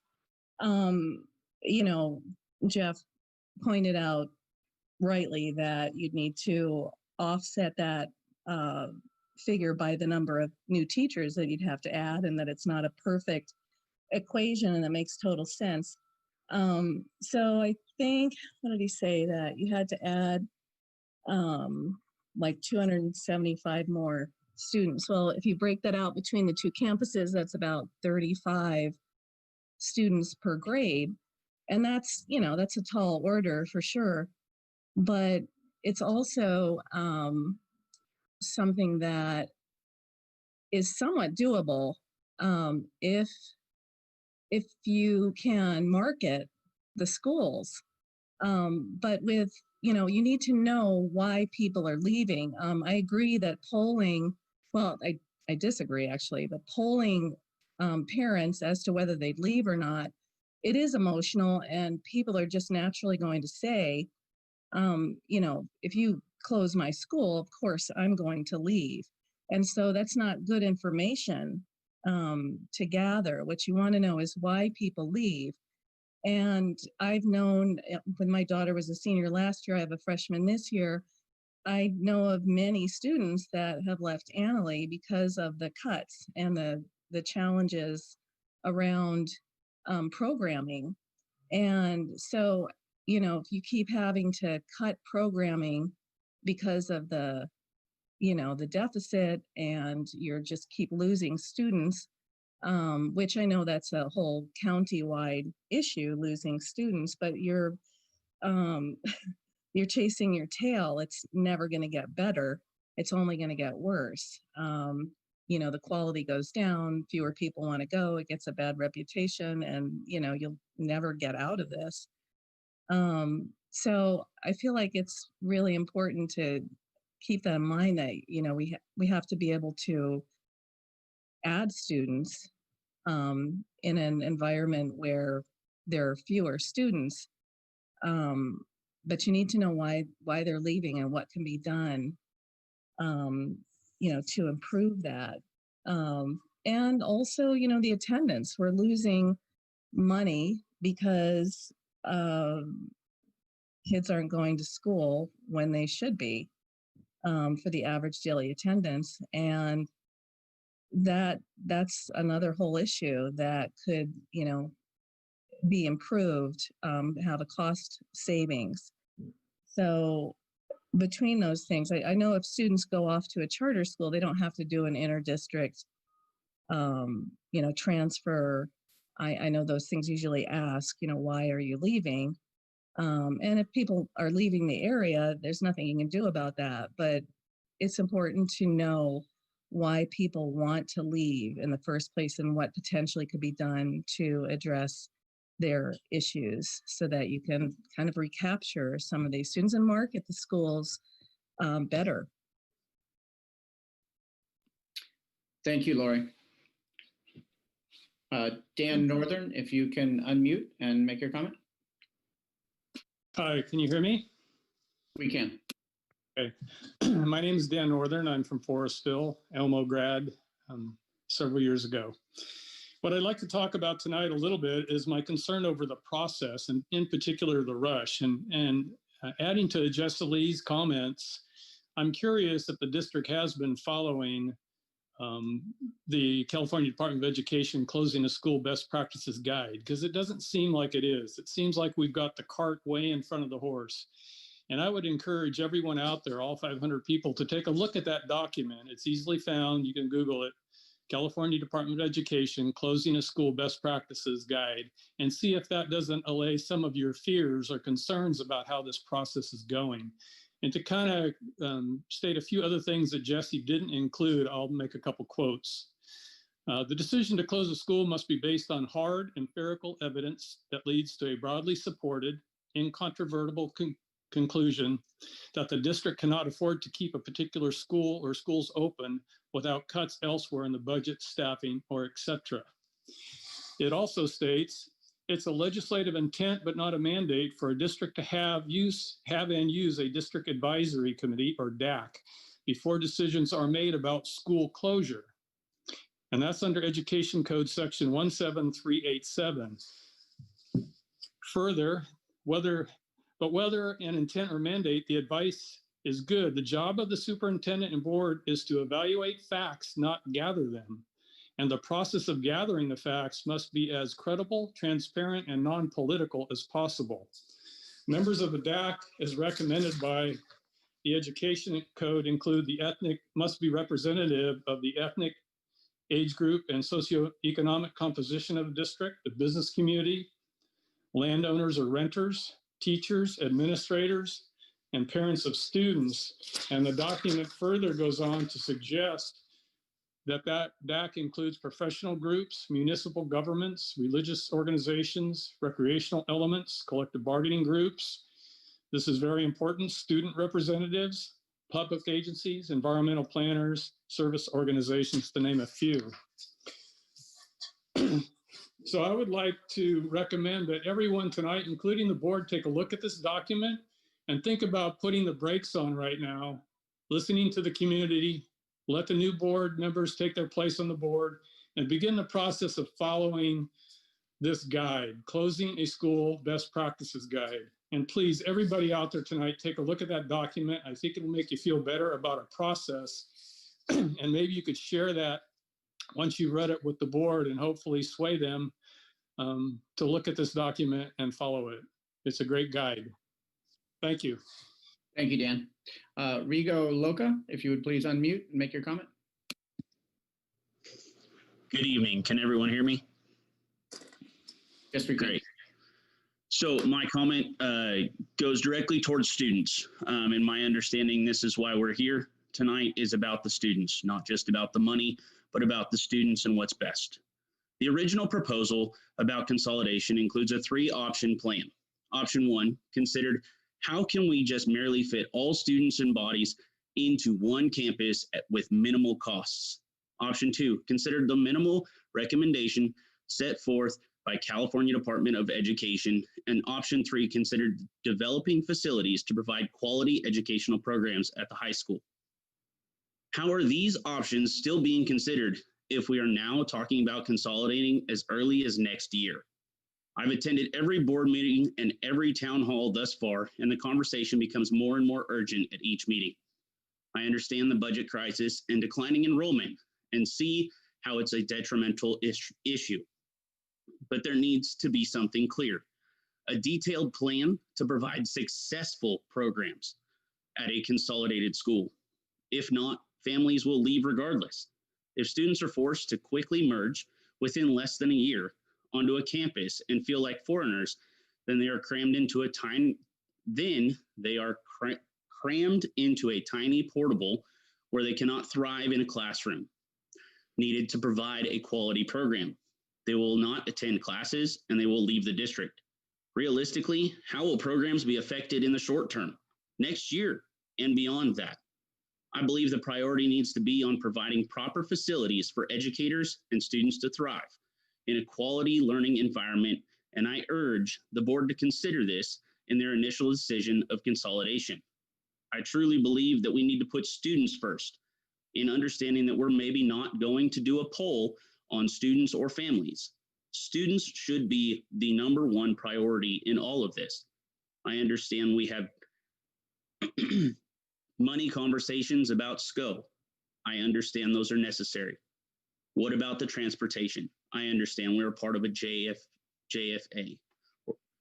But the thing with that, why don't we look into the opportunity of opening our own transportation modes?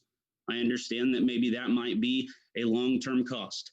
I understand that a parcel tax is coming in. I understand that there's a bank on the idea of maybe that Prop 15 will open and pass. But from the agricultural industry, it does not. So in the surrounding counties, this could be an option. But the idea is put students first, make sure you're making the correct decision, not just the decision based on money when we have the opportunity to change the future. Thank you. Thank you, Rigo. I'll let the next four panelists into the room. Michelle Carreras. Galaxy S9.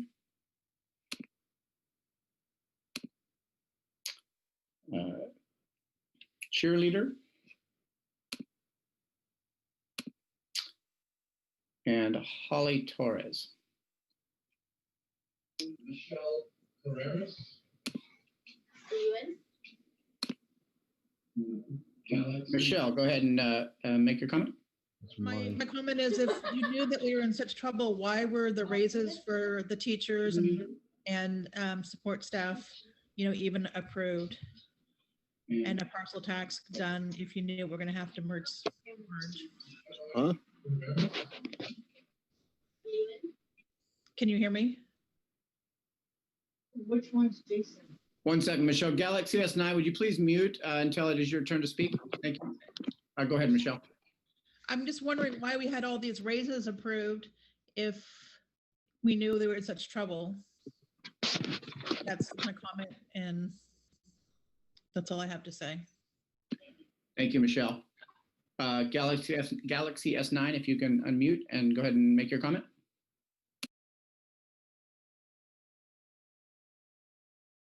Oh, you're still muted. That better? Yes. Sorry, I don't know why it came up as Galaxy S9. Hi, my name is Jason Kendall. I've been attending the West Sonoma County School District since I was in 3rd grade. Started out at Oak Grove, went to Willow-Side, then went to El Molino. I've done work on both campuses as an adult. My children now attend Willow-Side and El Molino. My daughter's in her junior year. I've heard other people bring up the fact of a couple things, specifically Tony Beal talking about kicking the can down the road. I remember very vividly as a freshman, we had the same conversation back in 1990 about how the district was short of money. Some of my concerns are some facts that Jesselie brought up and some of the others about closing a school district.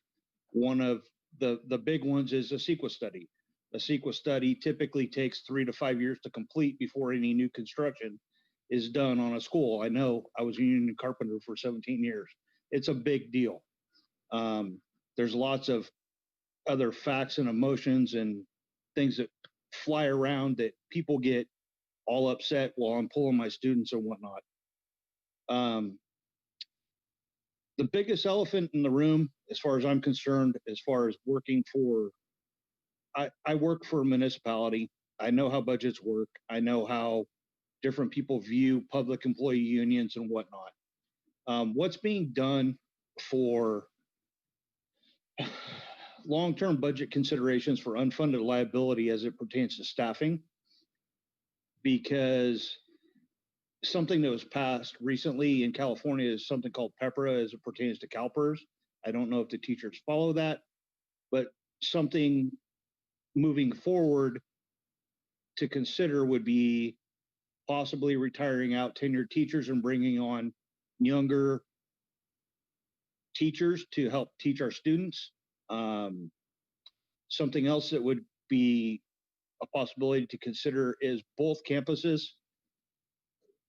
Granted, working on both, you could probably fit, guesstimate, 3.5 annually campuses onto an El Molino campus, but that's not the point.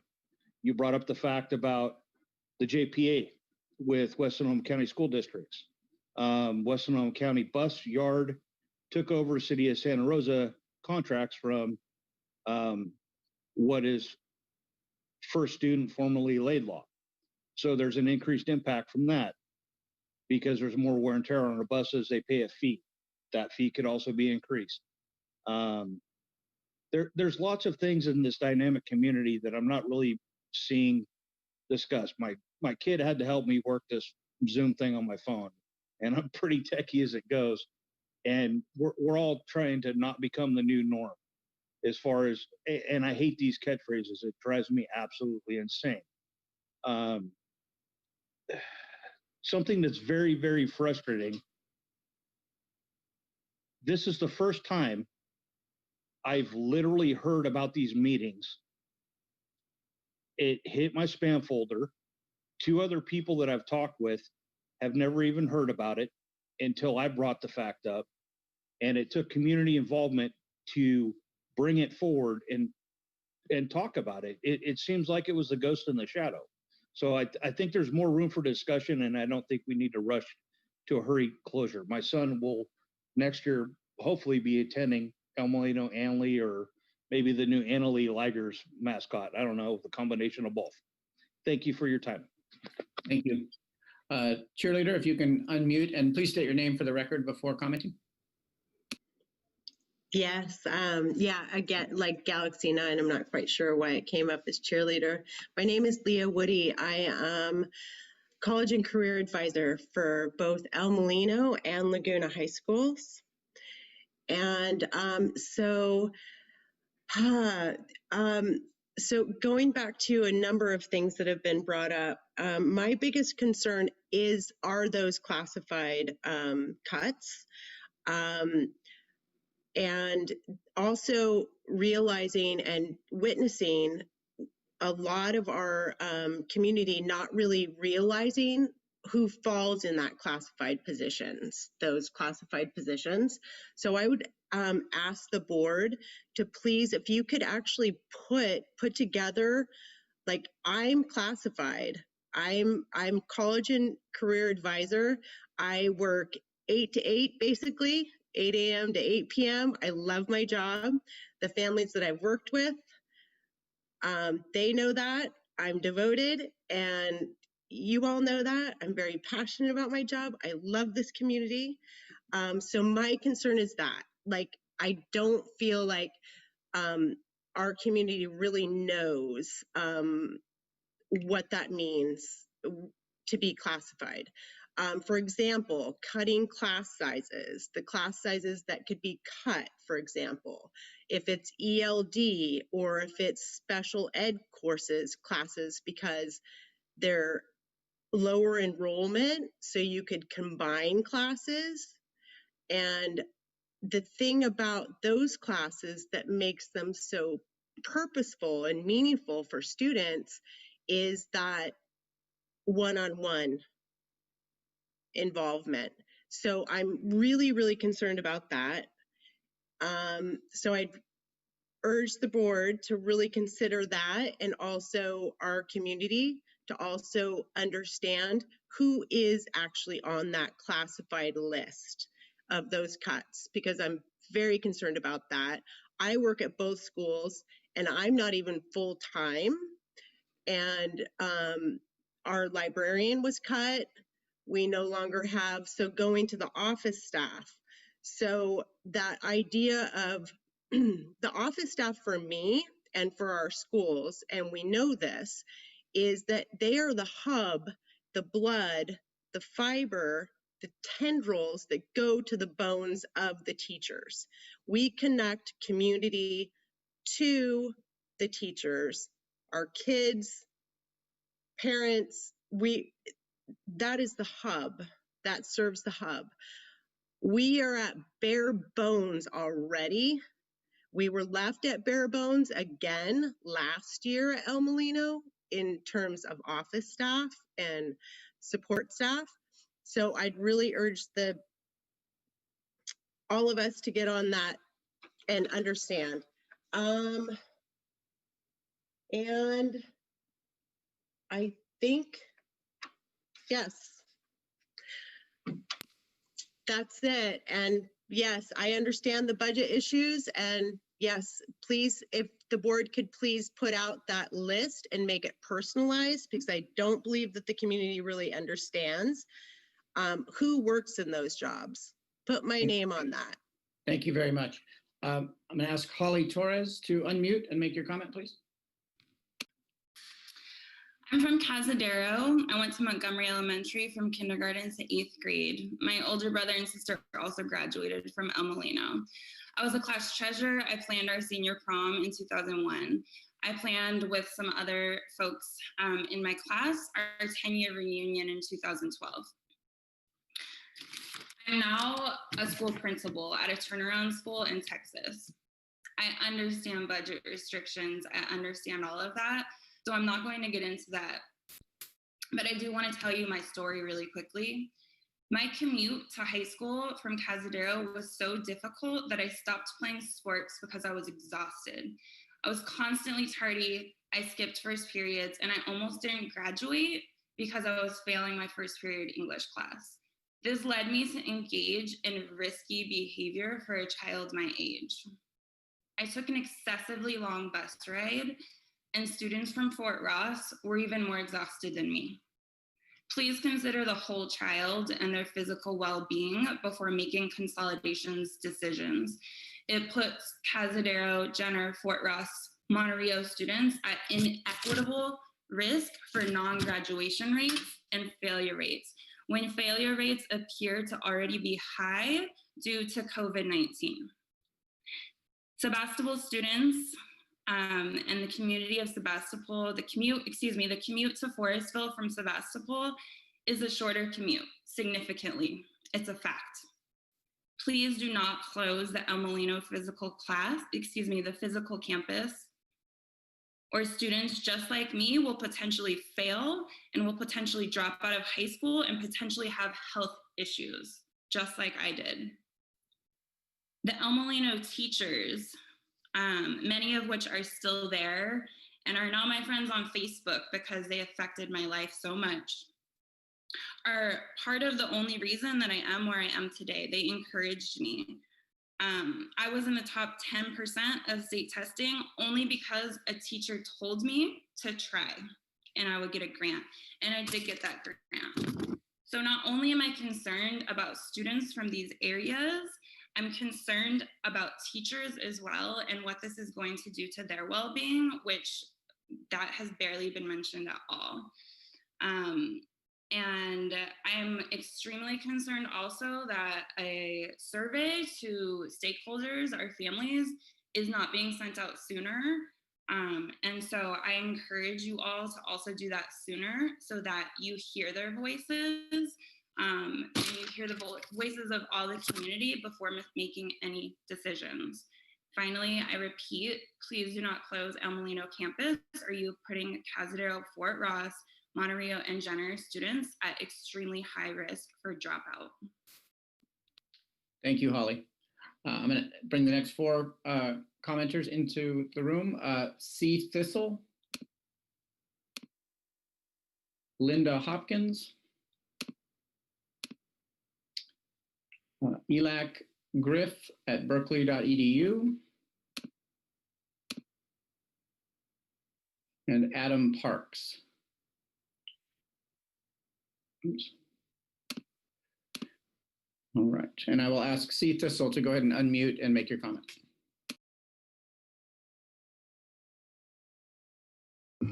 Good evening. Hope you can hear me.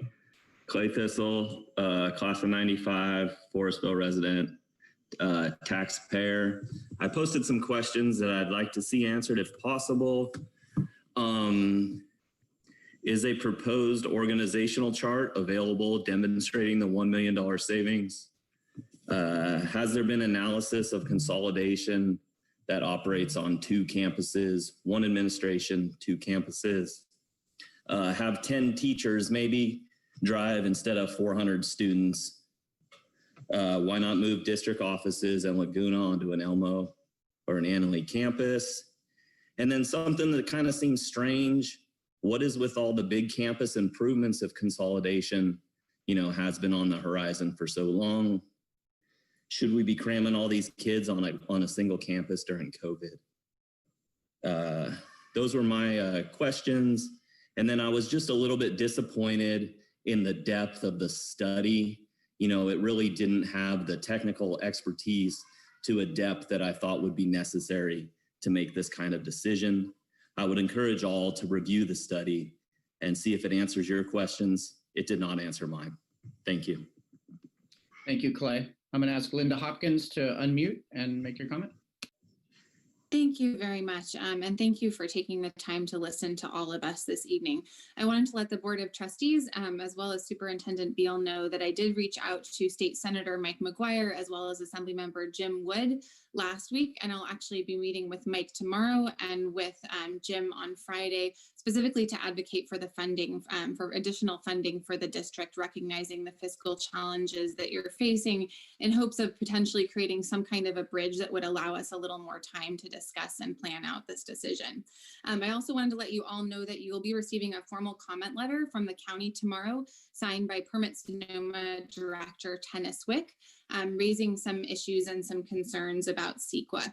On October 7th, the presentation that you gave to the public on slide 30 had a little comment stating that there was quote unquote no law governing a school site closure. And I want to respectfully agree. Oh, sorry, I think I'm talking too fast. I just got a note saying I should take a pause for the translator. So I'll let the translator catch up. Thank you. So on October 7th, there was a presentation slide number 30 titled School Closure 101 Requirements that purported that there is no law governing a school site closure. And I want to respectfully disagree with that. The California Environmental Quality Act, or CEQA, does apply to this decision. I'm concerned that the way that the district is proceeding is not in compliance with CEQA because you are proposing essentially segmentation or piecemealing of a project, setting up a potential lawsuit for the district. In terms of case law, I would encourage you to look at Save Our Schools versus Barstow Unified School District Board of Education in 2015. In this case, the court actually found that the school district had erred in shutting down schools without a full CEQA analysis, and actually sort of overturned and found in favor of the Save Our Schools group. With respect to CEQA compliance is required whenever a public agency, including the district, considers undertaking or approving a project. And under CEQA, a project actually means the entirety of an action, the whole of any action that has the potential to result in either a direct physical change to the environment or a reasonably foreseeable indirect physical change in the environment. And it's really important to recognize that the whole of the action is actually greater than its individual parts. So here, your project actually encompasses any initial decision by the trustees to consolidate, as well as decisions regarding what campuses will close and related decisions about receptor schools, as well as decisions regarding the sale or lease of a closed campus. A memo from Superintendent Tony Beal that is attached to the Board of Trustees October 28th meeting agenda indicated a plan for the Board of Trustees to make a decision on consolidation in quote unquote phase 1 of the project, and that decisions regarding which campus the district would choose would be deferred to phase 2. We're cautioning from the county, and you'll see this in the letter tomorrow, against that sort of piecemealing. A preliminary decision to consolidate is part of the whole of the action subject to CEQA. An adequate CEQA review cannot occur without that site-specific data and analysis, which would include things like traffic patterns and other issues that other commenters have already raised and discussed tonight. Finally, I do want to acknowledge, and the county letter will also mention this, that closure of one of the district's large high school sites has the potential to cause very major impacts, including urban decay, which should be analyzed as an indirect environmental effect of the consolidation project. Both the El Molino and Annalee campuses are hubs of community activity, and those hubs greatly exceed the basic educational functions of a high school. So we urge the district to consider the evidence suggesting that the economic and social effects of closing a large school site could actually result in community blight. And we would also urge the district to consider the substantial costs for security that would be required if a campus is closed without sufficient planning. Thank you. Thank you. I'm going to ask Adam Parks to unmute and make his comment, and Julie Hunter, you will be next. Oh, excuse me, Ella Griffith will be next. Good evening. So it's frustrating. We've listened to a lot of the comments and whatnot, and I've been at this for a little over almost a year and a half now of attending every board meeting. I'm Adam Parks. I'm the co-chair of the Community Action Coalition. We were formed to save the 7th period and to support essential electives. I get the emotional appeal of this, the emotional pull of this decision. I understand it. I'm really disheartened by the previous comments because we're out of options. You know, the county wasn't here when we have been having these budget discussions for the past however many years, decades, in this area. Here's the thing: we have declining enrollment. Somebody that I was having a discussion with earlier today mentioned that we are in an accidental retirement community because young families can't afford to move here. And so we are in a situation where the enrollment's not going to increase anytime soon. We're not going to get any help from the state or from the federal government. Prop 15 is years away, even if it did pass. Bridge money only prolongs the inevitable consolidation that we're going to need to do. So I implore everybody that's paying attention tonight to start thinking of this in terms of what are the positives. What can we glean out of this? And here's the way I see it. Imagine if we reunified as a consolidated district, a West County high. We have $74 million in bond money that is being slowly whittled away with small improvements to both campuses. If we took that $74 million and put it into one campus and used the other campus for CTE programs, for a large ag department, for an $8 million performing arts center that's never been used, that could be used not only for combined performances, but for outside performances. We're going to need 3 teams for every sport with a combined campus. So let's use the other campus for frosh sports. Let's invest some of that money into busing that can take students back and forth for programming. You know what saves districts? You know what gets more students here? Expanded electives. That's what we need to concentrate on, is what can we build with what we have? It does not do any good to delay this. The board has been discussing this at every single board meeting I've attended. Budget has been the issue, the central issue. We fought for Measure B, that helped, that got us, that was the 2-year gap that everybody was clamoring for now. Let's delay, delay, delay. We don't have time to delay anymore. We are going to end up with 2 subpar campuses instead of one glorious West Sonoma County high. And as soon as we wrap our heads around starting to rally together to build that, all this will become infinitely easier. We need the community to rally. We need the teachers to get involved in what it looks like to start bringing our kids back into the classrooms when it's safe to do so. We need a task force of stakeholders from the district, teachers, parents, and the private sector. I've had meetings with people just in the past week that are willing to put money into CTE programming from the private sector. And this will allow kids that aren't on a college track to have a place to go, to have something to be excited about. And those attendance numbers that Jeff has talked about earlier go from 93 to 95%, 95 to 97%. And all of a sudden, the budget doesn't look so bleak. But the magic to that is having programs that kids can be excited about. That is the reason they go to school. Kids don't go to school to learn algebra. They don't go to school to learn English. They go to school for dance. They go to school for ag. They go to school for sports. They go to school for theater.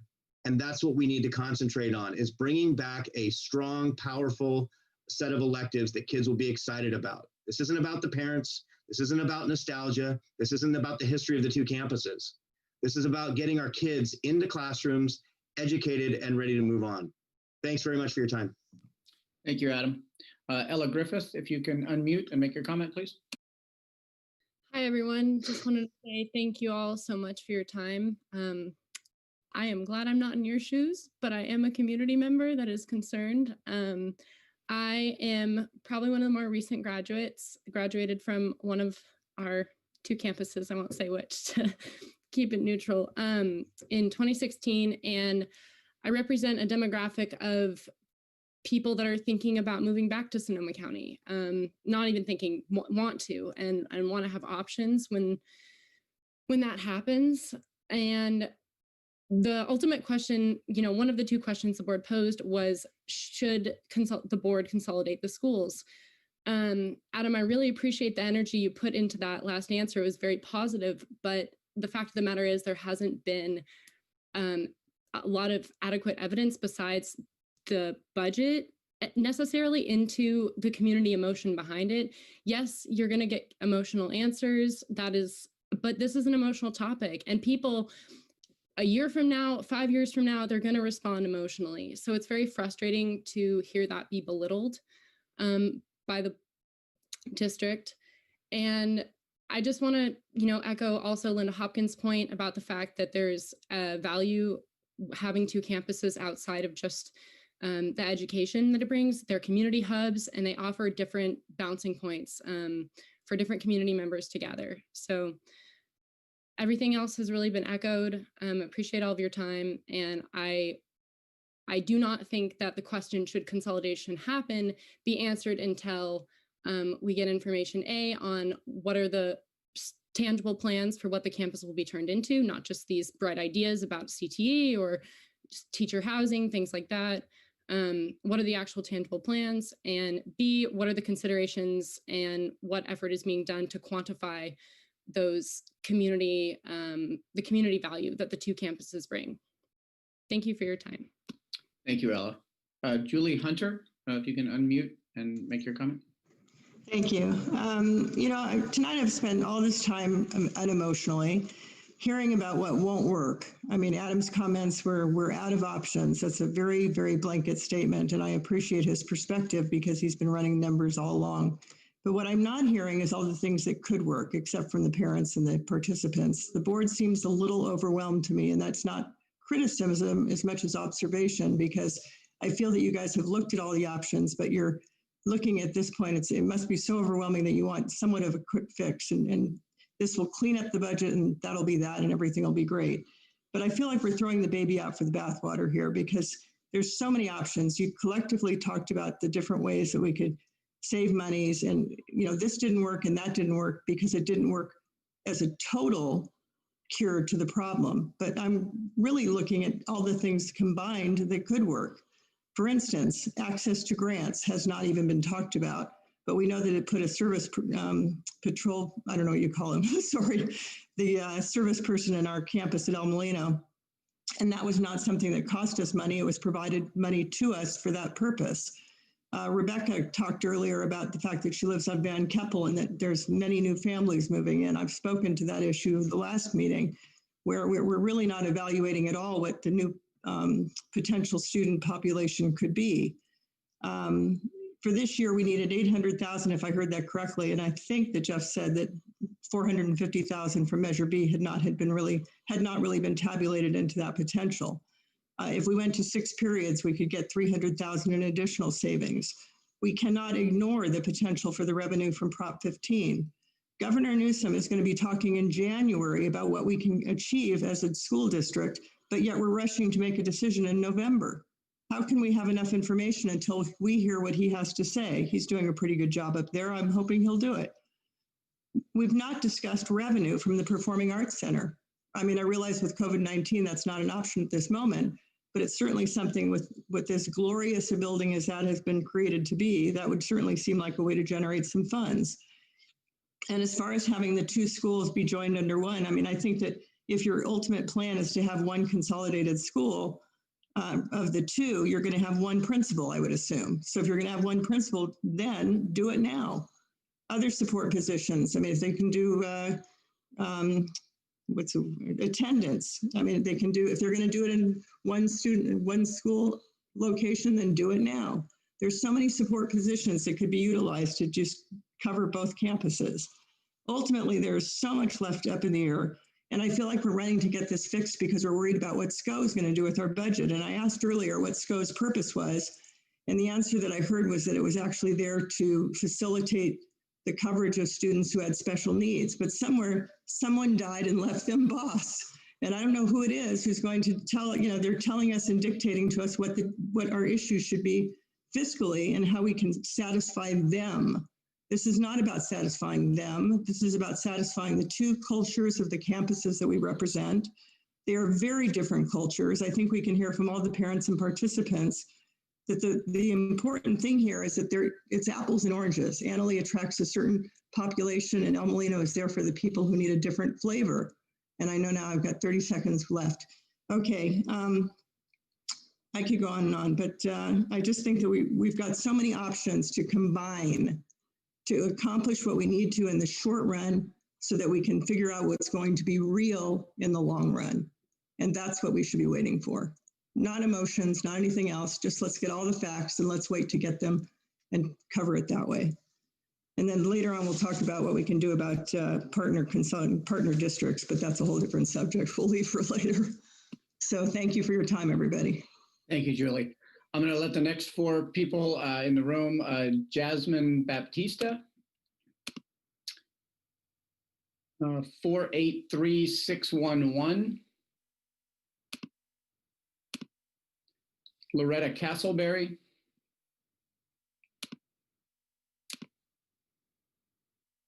and Corey McCormick.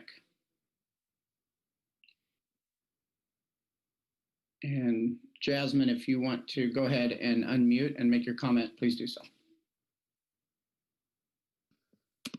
Hi, 1 second here. I got to get my stuff up. Okay. I am a second-year student of Annalee High School.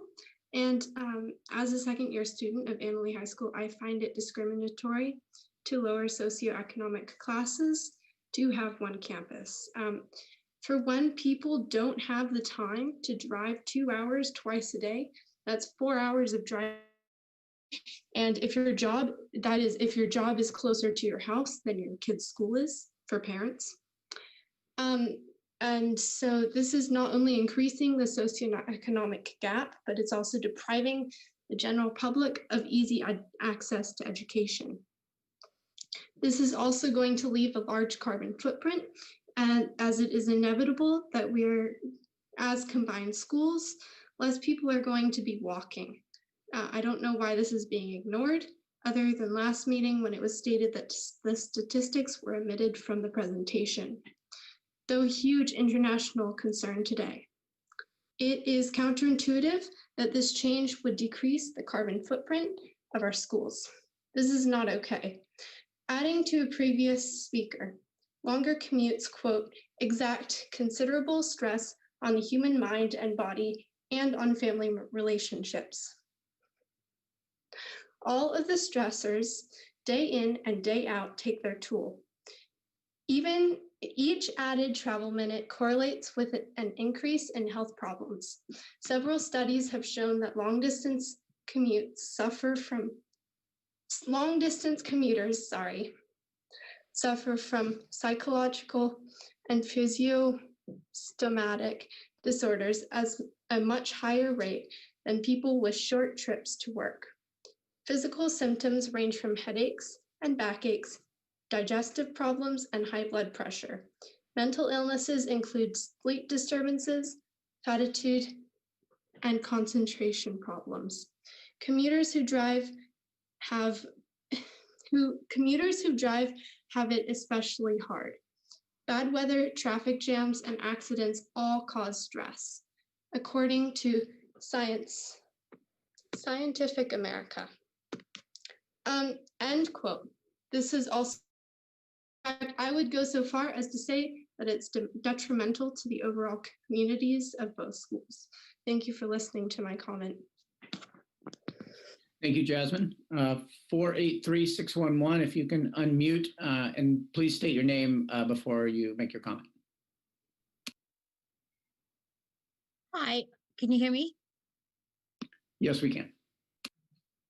I'm Lynn Gleason, and my main comment is I've been listening to all these meetings over the last couple months.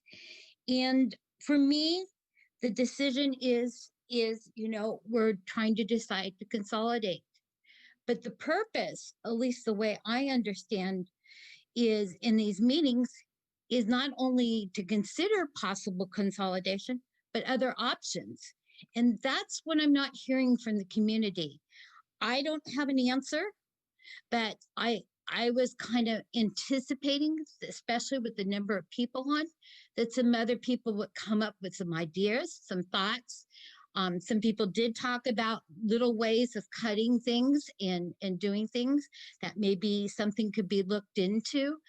But the reality is what I'm hearing is we keep comparing apples and oranges. And I think at this point, we should be looking at what options are out there in terms of other ideas other than maybe consolidating. I thought that was kind of what this whole town meeting was about, was to come up with different thoughts for the community, and then that could be discussed. That's all I have to say. Thank you, Lynn. Loretta Castleberry, if you can unmute and make your comment.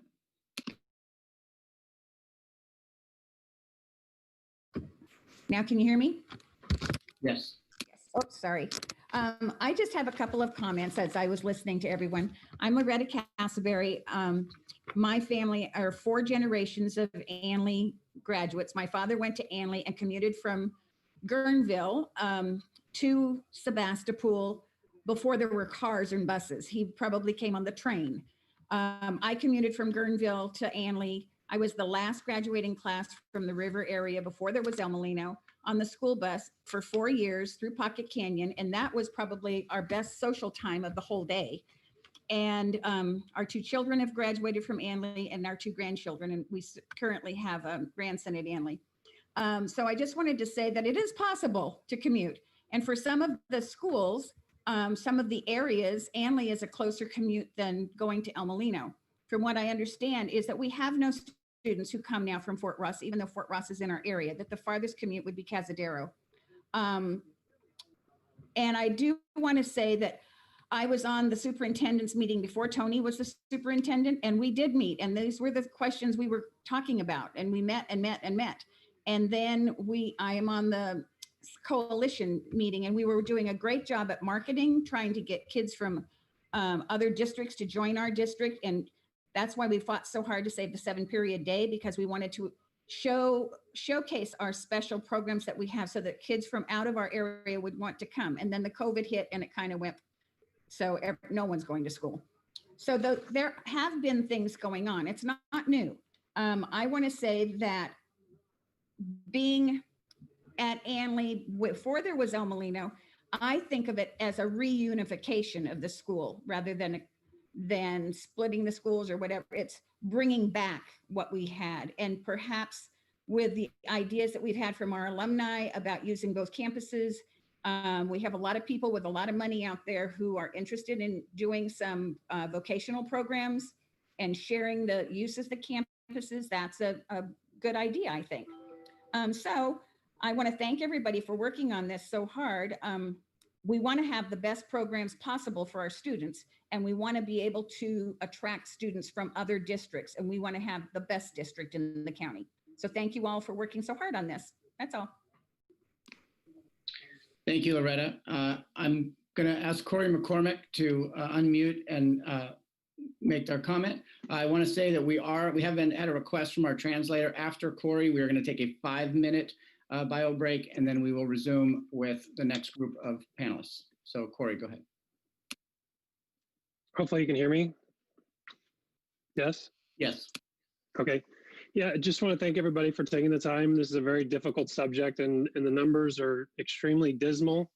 With, it looks like inflation between 2 and 10%. Costs just keep going up, and it doesn't look like there's any ways to sustain that. I'd encourage some committees to be formed. One to explore more money coming in, and then also as many options to cut costs as well.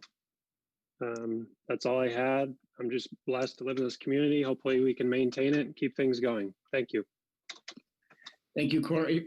With that, we're going to take a 5-minute break. When we resume, it'll bring the next 4 speakers into the room, which are Tara Del Drago, Mary Bracken, Serena, and Dorcas Walton. So we will be back at 9:07. So Dan, we also have the people on YouTube that have questions, right, Ginny, or no? 1 second. Sorry, I accidentally kicked Angie out of the meeting and I had to bring her back. Yes, we have a lot of questions, but several comments that I could sift through. So have time or not, we can wait and see. As far as we have, we were down to 6. Now we're at 9 in the queue for commenters here. Are you thinking from a comment standpoint? Because I think we've closed kind of the back and forth questioning part. Are they wanting to make? There's a few in the feed that are just comments. I could probably get through all of their questions just so they feel that they were part of the meeting and their comments, and probably within the 4-minute span of time. That's your call, Tony and Jeff, if you want to respond to those questions. So I'll leave that completely up to you, but I think we should do this next group of people that I just named, and then we could jump into the those there. At least the comments, and we can put their questions on the same Q&A and then answer them with those. Okay. I'm going to take a quick break here. I'll be right back. Me too. Yeah, I am too, but I'll have access to all their comments. They're actually on the live feed. I just wanted to say that at about 9:35, as we had talked before, Dan, just bring me back into the discussion. We will talk to all the board members and see if in fact they don't have any questions or any follow-ups, and that we can, continue till, a little later. Yeah, Okay. Jeannie, I can already say I will yield my time to the community comments. I don't have any additional questions that I need to ask at this time. Yeah. And Ted already said yes to that too. Yeah, Okay. I think it'd be So better at here. 9:35, just bring me back. I'll just at 9:35, I'll raise my hand and I'll just let everybody know that the board has yielded their time. Okay. Okay. Thank you, everybody.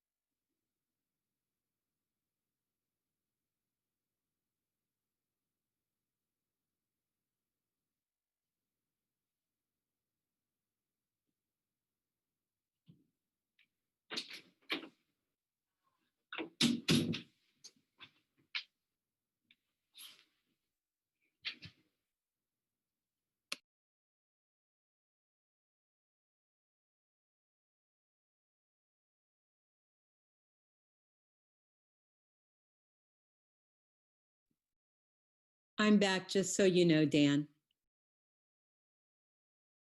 Thanks, Diane. Mariana is back as well. She put a little note in the chat feature. Okay. I'm back. Cool. As soon as we hit 9:07, we'll jump in. You're doing a great job, Dan. Thanks.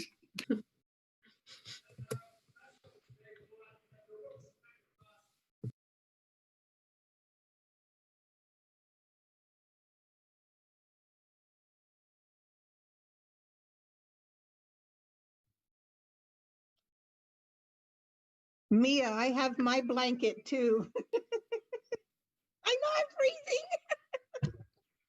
All right, we are at 9:07, so we will resume. The next four that I have here, Mary Bracken,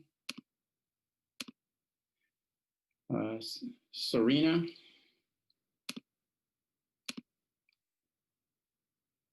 Dorcas Walton, and Kathy Smith.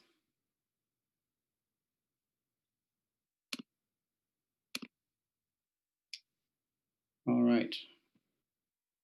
And Mary Bracken, if you want to go ahead and unmute and make your comment. Good evening, ladies and gentlemen. Thank you so much for your time and effort on all of this work that's been done to bring the community together to talk about this really, really, really important decision before us all. While understanding the huge budgetary concerns that the district has had ongoing for the last 10 years plus, this process does feel a bit rushed, especially given our current situation with COVID, with river kids such as myself and anybody in the 95462 zip code and further west. We've been evacuated 3-4 times. We've lost count. How many fires have we gone through the last few years? 4 perhaps, and the last 2 were literally in our backyard at Armstrong Woods. Oh yeah, there was a flood or 2 in there too. I mean, we've been through a tremendous ordeal, as witnessed in our recent Press Democrat article on student achievement. And if you haven't had a chance to check out today's Sonoma West, there's a fabulous article about student success during COVID and a wonderful video put together by students from Santa Rosa High, Petaluma, and other high schools. It's truly heartbreaking. So if, as our logo for the West County District says, we're putting student achievement as our top priority, with that in mind, I implore the board to put the brakes on this important decision for just a few months. Let this new board come in and evaluate the process, evaluate all of this community input, and make a better and more informed decision with deeper study, such as the idea of a CTE school, the idea of perhaps one of our high schools becoming a community school that specializes in internships, whereas, for example, in your senior year, your students could become interns at some various positions throughout the county and beyond, getting them ready not just for career, but for college or whatever life puts before them, because we have no idea what their future is going to look like other than they need to be ready for anything. And in terms of funding, I'll never stop fighting for a legislative fix to this problem. And I applaud the board for taking the position on Prop 15. I thank you, Kelly, for getting in touch with Senator McGuire's office. I think that's another really good start. I've tried as an independent person, and I haven't had a great deal of luck, but you are elected officials. You can have their ear, and you can have influence with these assembly representatives and senators to get this fixed at the legislative level. If Prop 15 can't do it or Prop 19 can't do it, the legislature needs to do this, and you as elected officials need to push on that fix, because look at where we are. And go Lions. Thank you. Thank you, Mary. Serena, if you can unmute and make your comment. Yeah, first of all, I want to say I'm seeing in the chat that people are questioning people speaking twice. the people that are speaking twice spoke once to ask questions and second to make There's, a comment. no, we're good with that. Yeah, you're fine. Go Yeah, ahead. cool. Your comment. Okay, well, I don't want to be muted again, but okay. So I was muted earlier when I was asking a question, and I'll go ahead and ask that again. So it wasn't answered properly, I don't think. My thing is every time this question is brought up, I get told, and here's the deal, high school families only go to high school for 4 years, unless they have more students. So you sit here condescendingly to us parents who say, oh, we've been talking about this for years. And it's like, well, okay, here I am. I'm here now. And what I'm going to say to you is, how can you go to taxpayers and ask them to pay for bonds, to pay for performing arts centers and special taxes, when you know that eventually this is the end game? That's a lack of transparency. Secondly, let me go back to my notes. Sorry, I'm like getting emotional here. Emotional. You know what? Yeah, I am emotional. These are our kids we're talking about. And for the fact that you think that we can remove our emotions from something so important is ridiculous. Also, I find it hilarious that Annalee parents are stepping up and Annalee people coming and saying that this is a unification. I'm kind of thinking they're assuming we're going to go to Annalee, because I can tell you right now, if they thought that we were going to Elmo, their feelings would be different. Finally, I just want to thank Linda Hopkins for weighing in on this. I want to thank Jesseline Mills, she's my hero, Dan Northern, and Jasmine Baptista, and a sweet girl that commented on Facebook about Laguna. Let's not forget Laguna. They want their high school. And you know what? I kind of made a mistake in thinking we could close Laguna. They want their place too. And I want to step up for them. That's all I have to say. Thanks. Thank you, Serena. Dorcas Walton, if you can unmute and make your comment, please. Hello? Go ahead. Can you hear me? Yes. Oh, sorry. This is Jim Walton, Dr. Jim Walton, and I've been involved with the school board since 1997. Probably been to most board meetings since that time. My purpose in getting to you at this point, my eyes are not so good these days, so I'm trying to provide some thoughts. One thing I've seen is a lot of emotion, as the previous speaker said, and it's rightfully so. But the one thing I've not seen is solutions. A lot of people talking about ideas and where are we going? What solutions do we have? There are two issues right now that I see the board has: time and money. We need more money and we need it in short order. I know the previous speaker was not too hot on parcel taxes, but I'm wondering if we need short-term funding. When you look at things like Palm Drive and how much money we poured into Palm Drive, I wonder how the community, now they know that they could be losing one of their high schools, would respond to a short order parcel tax. I don't think this is too far out of whack. That $78 they pay right now raises $1.8 million. Imagine going out next March for another parcel tax. Doesn't have to be an 8-year parcel tax, but something that will tide us over so that we can answer some of these issues that we've been through in the last few weeks. I've run the last 2 parcel taxes. I ran the last 2 bonds. I'm fairly familiar with the process. I know what's involved. This could be started in December. It could be finished in March, and we could have money next July.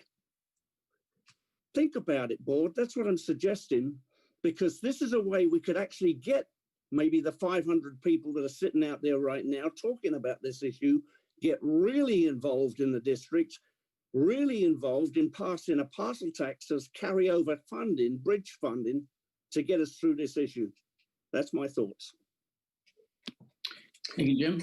I'm going to pause for 1 second and turn it to Jenny Brenneman. I know you had a couple of comments on the YouTube side, and then I will invite the 5 people who are in the queue into the room, but that will be in just one moment. So Jenny, go ahead. Thank you. I'm going to kind of breeze through some of these. First comment coming from, I think this is Tor. Has the district considered scenarios for revenue generation? The campuses that will be empty after consolidation, for example, sell the properties, etc. I know we're not answering questions right now, but I'm just going through them. This is from Lindsay Olson.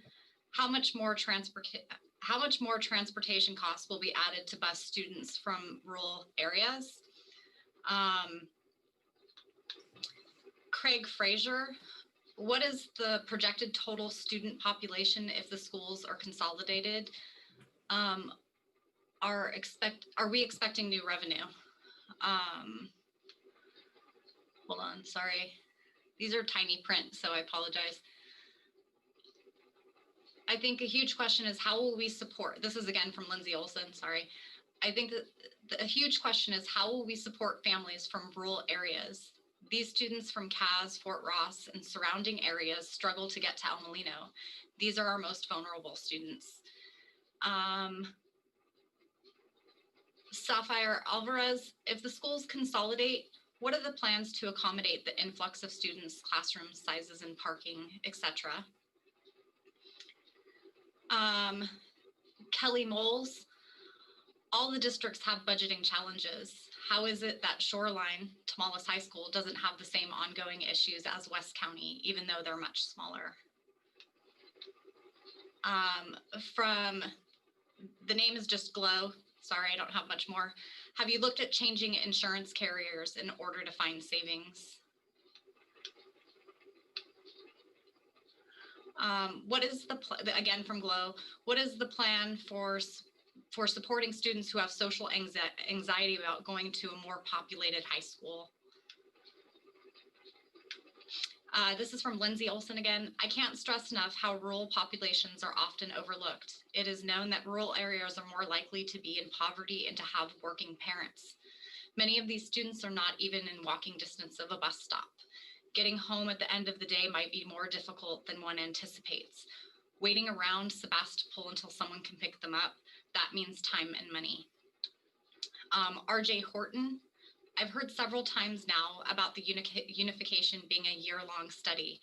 If this has been a known issue, why is the unification just now going underway? I think we've answered that a couple times.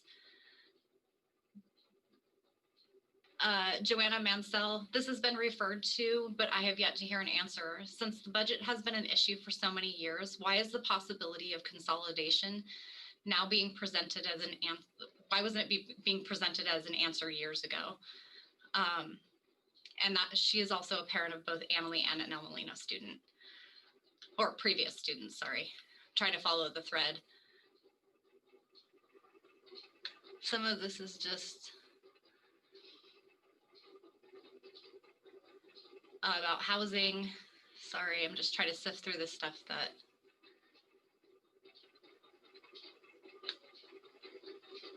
there was another. Joanna Mansell, at this point, I see no alternative but to consolidate, but this cannot be so rushed. I implore the board to take their time in order to hear all voices from the communities. Maddie's World question, do you anticipate the number of students on one campus being more than one campus can handle? How do you determine cuts?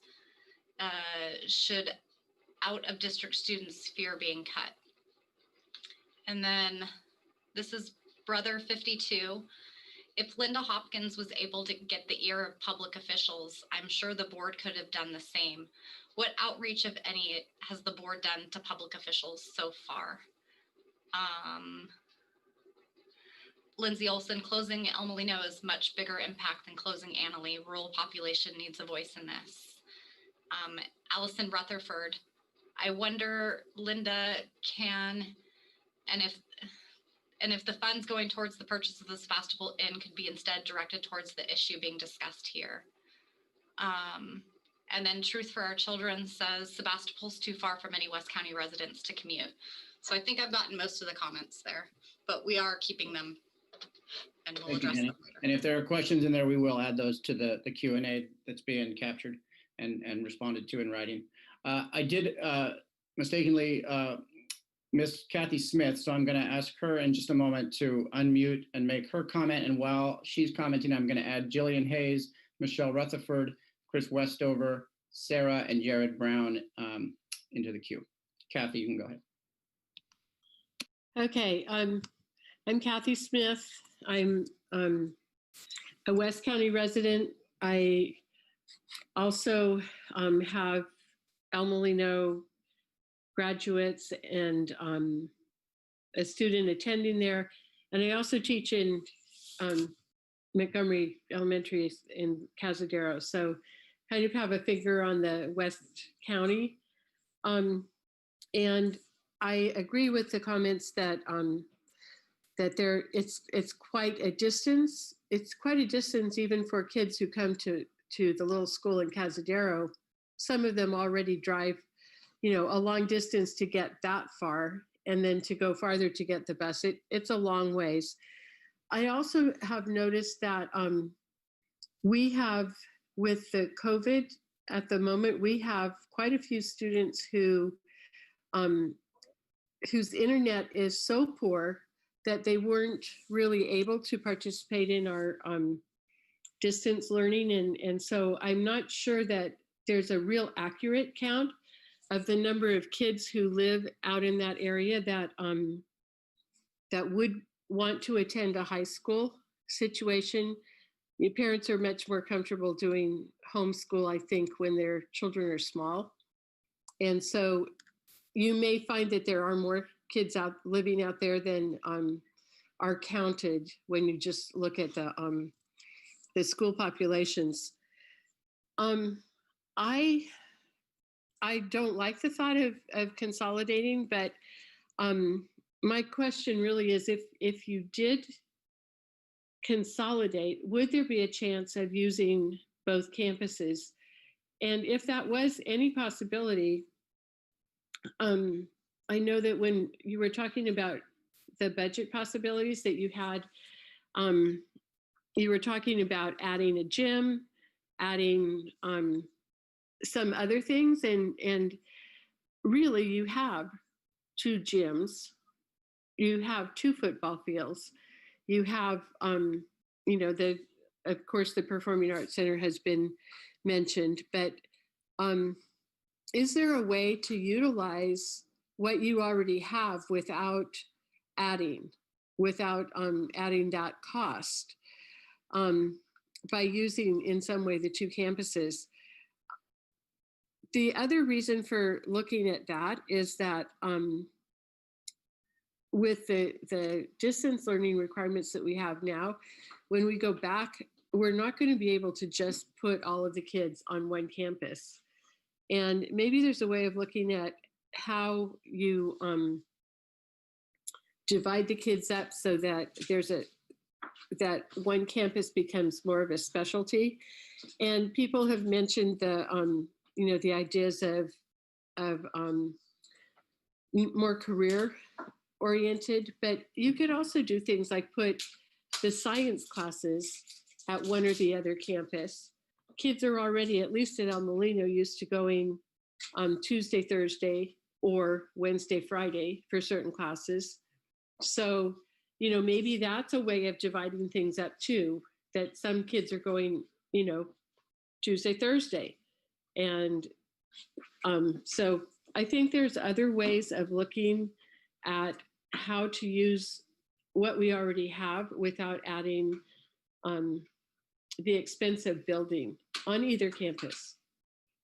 But the issues with the West County, I think there are hidden kids out there. And I think that there are a lot of houses that are selling out here because people are wanting to move out of the city. And you might actually be surprised at the number of kids that we have out here.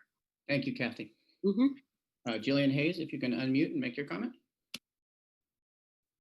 Hi there. I'm going to go as fast as I can. Sorry, interpreter, but I only have 4 minutes. To answer your questions tonight, Tony and board, please hear me. The majority tonight says no. No, do not consolidate. We don't want a timeline yet until there's more information. I refuse to consider this a done deal. I refuse. The board has the power to vote to put this off until we get more information. $1 million is not enough deficit to quit now. Give us time to create solutions together. The superintendent serves at the pleasure of the board. The board serves at the pleasure of the voters. Let's recognize that now. We, the voters, are here to speak our wishes, and closing a school during a pandemic and all of these other issues we've spoken of is not what we wish our board to do. Don't do it, period. Listen to us now. Making educated decisions. There's lots of questions tonight with very few answers. Gather your facts first, board members. Don't choose a knee-jerk reaction and close a school when district unification is not done. It could prove huge cost savings and no need for a closure. You heard the man say, once a school closes, it won't reopen. Don't take drastic measures yet when we have enough funding to get through at least another year. If you claim that SCO is too slow on that study, commission your own higher level study. Us parents will get together and we'll look to see before the SCO study's done if there is an opportunity for enough cost savings in that unification, okay? We want to save Elmo. We helped save electives the last time around. Let us parents put our money together and try and help save this school. $1 million is nothing. I love the gentleman that did the past ballot measures.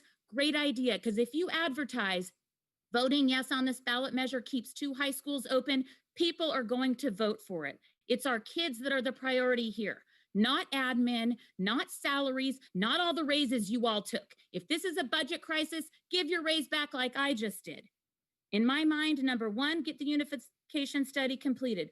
2, study potential development opportunities and restrictions at all these sites, including the permitting process in CEQA, which is my expertise. 10 years and hundreds of thousands of dollars to have a property that's even worth anything is just too much right now. I have so many ideas, I can't describe them in 4 minutes. Give me a chance to use my expertise.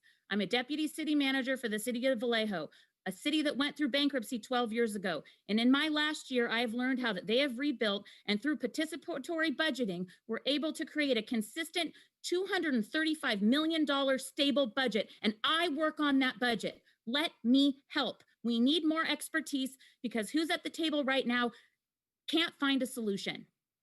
Please look beyond your own toolkit. Involve us that want to help. The choice does not need to be made today, does not need to be made in December. We have solutions to share. Let us share them. Again, the zoning for the general plan and the zoning at El Molino and Annalee are both public facilities. The process of permitting in the California Environmental Quality Act process is a good 10 plus years. You can't just close the school without looking at what those impacts are. You need to know and be educated that you could be causing a huge lawsuit if you don't go through the proper process. Listen, our children's future lays in your hands, board. Make the right choice for them right now. Not for the superintendent, not for the CBO, not for the admin that's trying to tell you that their opinion is the only one that matters. The whole community here, that's 500 people tonight, and the majority is telling you, don't close, look for other alternatives. Listen to us. Take the staff raise cut, Tony. Don't roll your eyes at me. I see it. I've seen it at other speakers. Be professional. If there's a budget crisis, don't take your raise. Give it back to our children. Our leadership isn't being genuine here, board. You need to listen to the community that votes you. Our kids aren't first when there's a budget crisis and raises are being taken at the admin level, and you're suggesting closing a school. Michelle Rutherford, if you would unmute and make your comment, please. Yes, hello. I had a couple ideas. I know this is an extremely hard situation. I commend everyone involved in trying to find solutions. I really understand. My daughter goes to El Molino. I am from a different area originally. Where I went to high school, we had a vocational site and we had a regular high school site. And I just wanted to put a little input in. I think there are a lot of really creative ways to use a vocational site to generate money. Like if you gave like courses to the community, if you like other ways to establish revenue in very creative ways, because I think it's a really interesting concept. So we had 2 huge campuses, walked from one campus a certain distance to get to the other campus. And I thought it was a very interesting idea. So I wanted to throw that out there. and also utilizing the performance, the El Molino, that new structure for performance and stuff. There's just ways I think you could create money. And I worked in mental health for 7 years with high-risk teenagers. I love those kids. And I think the kids that have spoken to you about commuting, even, I know one was older, but she, talked about her experience. I really think that needs to be listened to, because I think commuting is very hard on those kids. If we had to do this, I would really beg you to maybe just keep the El Molino one open, so those kids that are way out there, I think it really puts them at risk to an extreme level. And I think the kids should be surveyed. I think we have some really intelligent people. This is about them, and they may be able to really give you some important information and insight. And I agree with one of the last speakers. She was saying about having one campus be more like specialized. And I've worked with kids so much, and I would volunteer free time. I'm just saying, I would be one of those people help to do things for free to help with this enrichment program, because I teach a lot of enrichment type of things. So anyway, I just think there is other ways to generate ideas. And if we had ways to do a think tank, I think that would be helpful. And I know this is a very tricky situation, but I do think not utilizing the El Molino site has some detrimental effects that may be really bad for those kids that are far away. It's so hard. I actually lived in Jenner when I had a son that went to school out here. It's exhausting. So I just wanted to share that, and I appreciate your time. Thank you, Michelle. Thank you. Chris Westover, if you can unmute and make your comment. Good evening, everybody. Just a few things wanted to run over. Just a lot of contemplation on different aspects of trying to, from my perspective, keep the two schools open. I literally just got off of work a half an hour ago. I've had the Zoom on this entire time in my pocket, but can't hear too much when you're running around in a forklift and a big truck. So, but I'm home now, and I've listened to what I could listen to. A few areas that I'm listening to Jim earlier, who's run several campaigns for grants, et cetera, to make money. I'm wondering, he's got a brilliant idea, and that's a short-term solution so that we can look into long-term solutions, such as Jillian also mentioned. Let's get something off the ground sooner rather than later. One of my thought processes, and it was actually brought up by Leslie Applegan McCormick, was to see about moving the district office and Laguna over to El Molino. We could easily put in portables there for a short-term kind of instance, take care of that problem, and then yes, it's going to require going through all the stuff at Annalee, but the fact of the matter is the Laguna and district office sites are valued at a much higher value and have a commercial capability that El Molino just does not. There's no commercial zoning in that area, from what I understand. So if those were to be moved, then that could be a long-term solution, whether that be teacher housing eventually put up, or even put into motion having a couple of very large business renters. One way or another, it is very close to the Barlow. It is very important land as far as I'm concerned, for value. The El Molino land is larger, but is not nearly as valuable, and again, cannot be utilized for so many different things. I do want to go back to one thing that I did also hear about from Ms. Castleberry. Kids today are just not what kids were 50 years ago, before 60 years ago, 55 years ago, before El Molino became the high school. And whether we like it or not, we focusing on our phones and stuff like that. There's not as much interaction. And there are more parents who bring their kids to school, even from the deep reaches, than ever used to happen a long, long time ago. Long time ago, kids used to pack that bus in and everybody would go in. But now, coaching in El Molino for a decade, I know beyond a shadow of a doubt how difficult it is for those kids to go home and just be completely exhausted, getting off from the bus, the sports bus, and going. So my big comment is looking for solutions. And if we can find a short-term solution so that we can amply find a long-term solution, that's the direction we need to take. That's what we should be looking at, and roll with that and follow Jim's lead in that. And let's get some more parcel taxes going. Let's get some money in here. Let's get some commercial development or something. Let's rent teachers a bunch of space right there. We can develop. We can use that money for development. Maybe we use that money for development so that we can actually make money in the long term. Thank you, Chris. Board President Fernandez, we are at the point in time when we had talked about shifting to board member comments. We have 2 people in the panelist room now, and I see one more hand raised. I'd like to ask for your direction on how you'd like to handle this. Okay, thank you, Dan. Can all of the board members unmute themselves and start your video?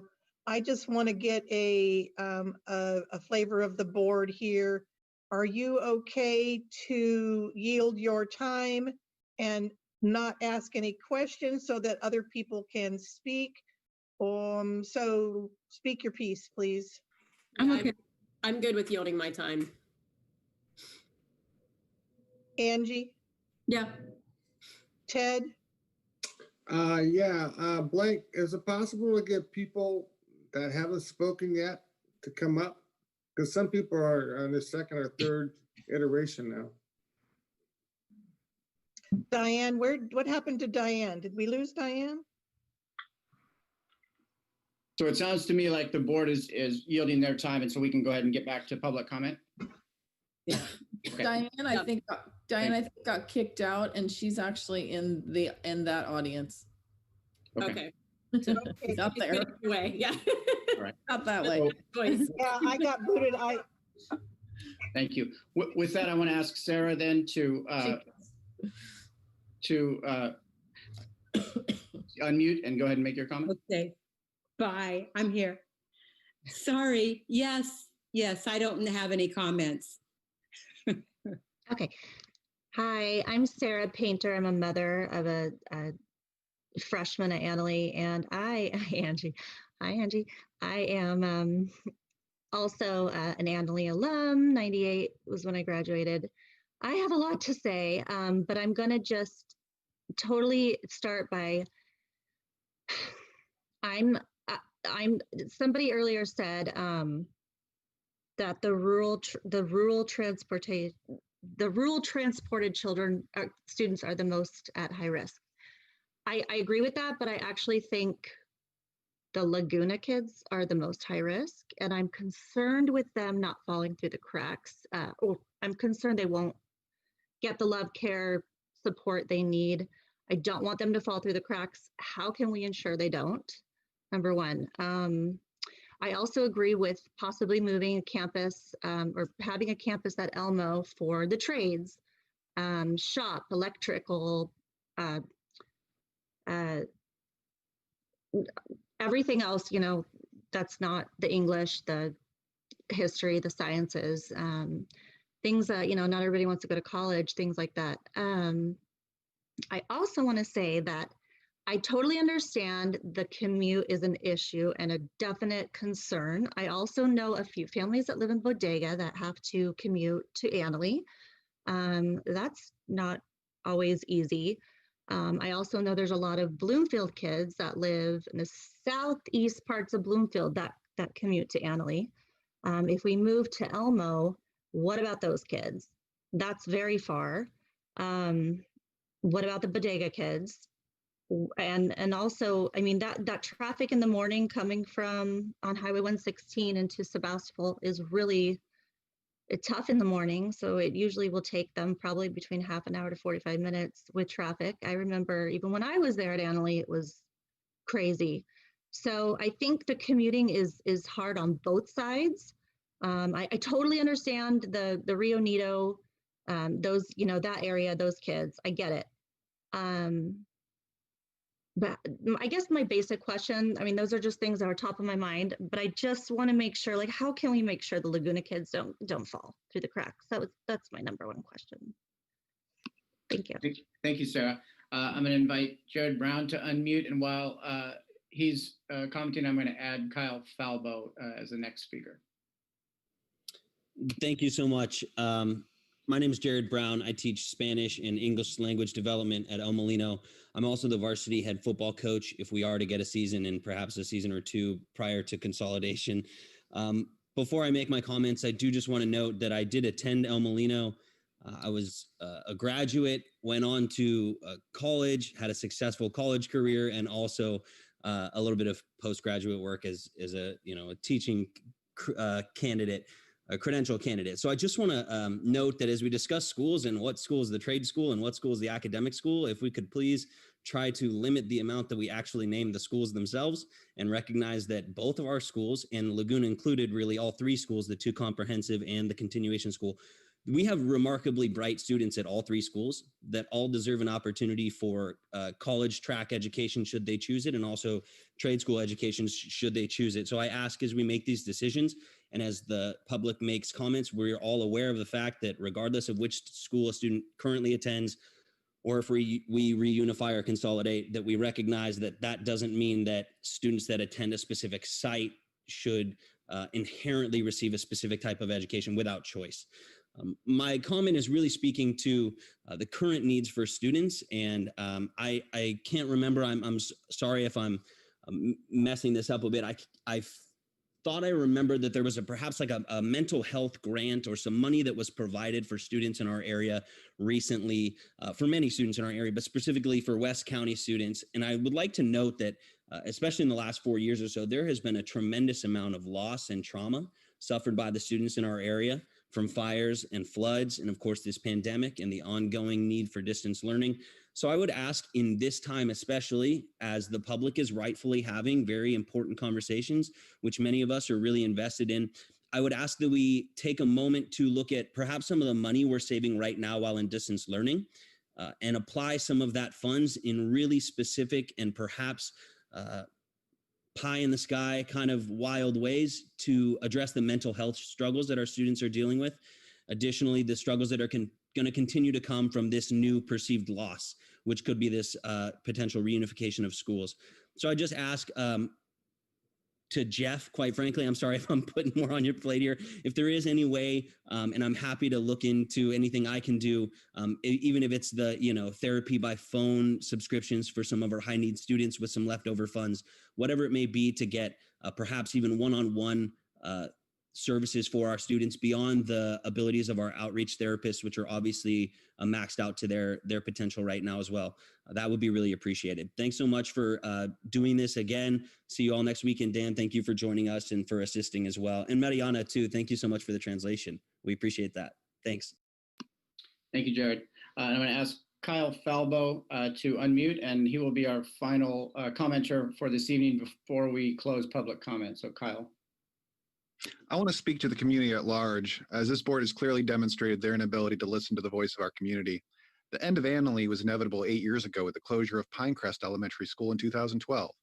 The no-growth policy of Sebastopol has resulted in astronomical housing costs that have driven families from the area. Let's face it, the Sebastopol community doesn't want a public high school. If they did, they wouldn't have let Pinecrest go.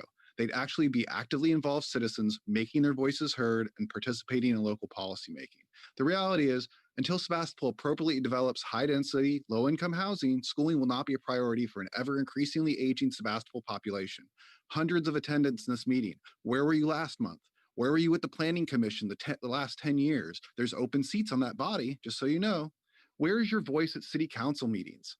Next, I want to remind this community about the Evan Mack situation. For 2 years, Santa Rosa teenager Evan Mack the son of a white father and a black mother, said he endured racist taunts and harassment at Annalee High School. For 2 years, Max said his dignity was chipped away as teachers and coaches failed to intervene. To quote Evan directly, the school let me down immeasurably. I went to that school because it held the promise of making my life better and get me to the right track with college and athletics. And all I got from the day I showed up on that campus was nothing but disappointment after disappointment after disappointment. The social media exchanges that he faced sparked a series We've of asked people not to speak about individuals. We want to stick to the issues here. I apologize for interrupting your public comment, but we do want to stick to issues, not people. All right, I'll continue on. Our leaders are a reflection of our community. I hope that our community can take this opportunity to look in the mirror and recognize our inability to have the foresight to see this coming. And that is us that elected this body that allowed the clear mismanagement of funds to continue for so long. Moving forward, I plead for this community to pledge to become more involved. Join the Planning Commission, the Design Review Board, run for City Council. Get these ineffective leaders out and make the changes that are needed to have the community that you want. Thank you, Kyle. With that, I want to go ahead and close public comment. And I do want to thank everyone who took the time to join us tonight, and for those who spoke and asked questions, for adhering to the ground rules and the time frames that we set up. We do appreciate it. And I'm glad we were able to get through those who raised their hand. Before I turn it back to Board President Fernandez, I will just remind folks that there will be another opportunity to comment next Wednesday at this same time. So, Board President Fernandez. Thank you very much. I want to say a huge thank you to Dan Blake for being our moderator and helping us get through this as smoothly as we did tonight. So thank you, Dan, very much, and we look forward to seeing you next week. I also want to thank each and every member of our community who spoke and or who was at least here listening to us and, or excuse me, at least listening to the comments and the questions. We will endeavor to answer all of the questions that are on the Q&A and those that we did not get to. If anyone has any further questions, please feel free to reach out to any of the board members or to the superintendent with your questions that you would like answered. Again, like Dan said, we will be here next week, same time, same channel. And again, thank you all so much for being here. And Jenny has something she'd like to share. I just wanted to let everybody know that we have a YouTube channel. If you go to YouTube and search West Sonoma County Union High School District, you can find all of our board meetings on there. We also have shortened parts of the board meeting to just be the presentation, so you don't have to watch all 2 or 3 or 4 hours in some cases of the board meeting.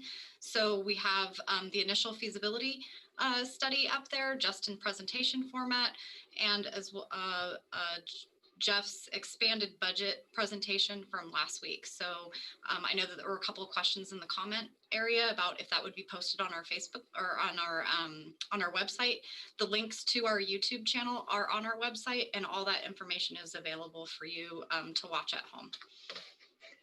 One last thing, I want to say a huge thank you to Satori Makala, our student rep from Annalee. She has stuck this out the whole night, and thank you, Satori. And since we do have a few more minutes, is there any clarifying questions that any board member would like to ask, or at least get on the books to ask? And if not, that's fine. Or Satori, do you have any? I don't have any. I just would like to thank you, everyone, tonight. That's it. And thank you. All the trustees good to go, and we're going to go ahead and adjourn. Okay. We will see you all next week, same time, same channel. Thank you very much. And thanks, Mia, for being our timekeeper, and Jenny for just keeping it all together.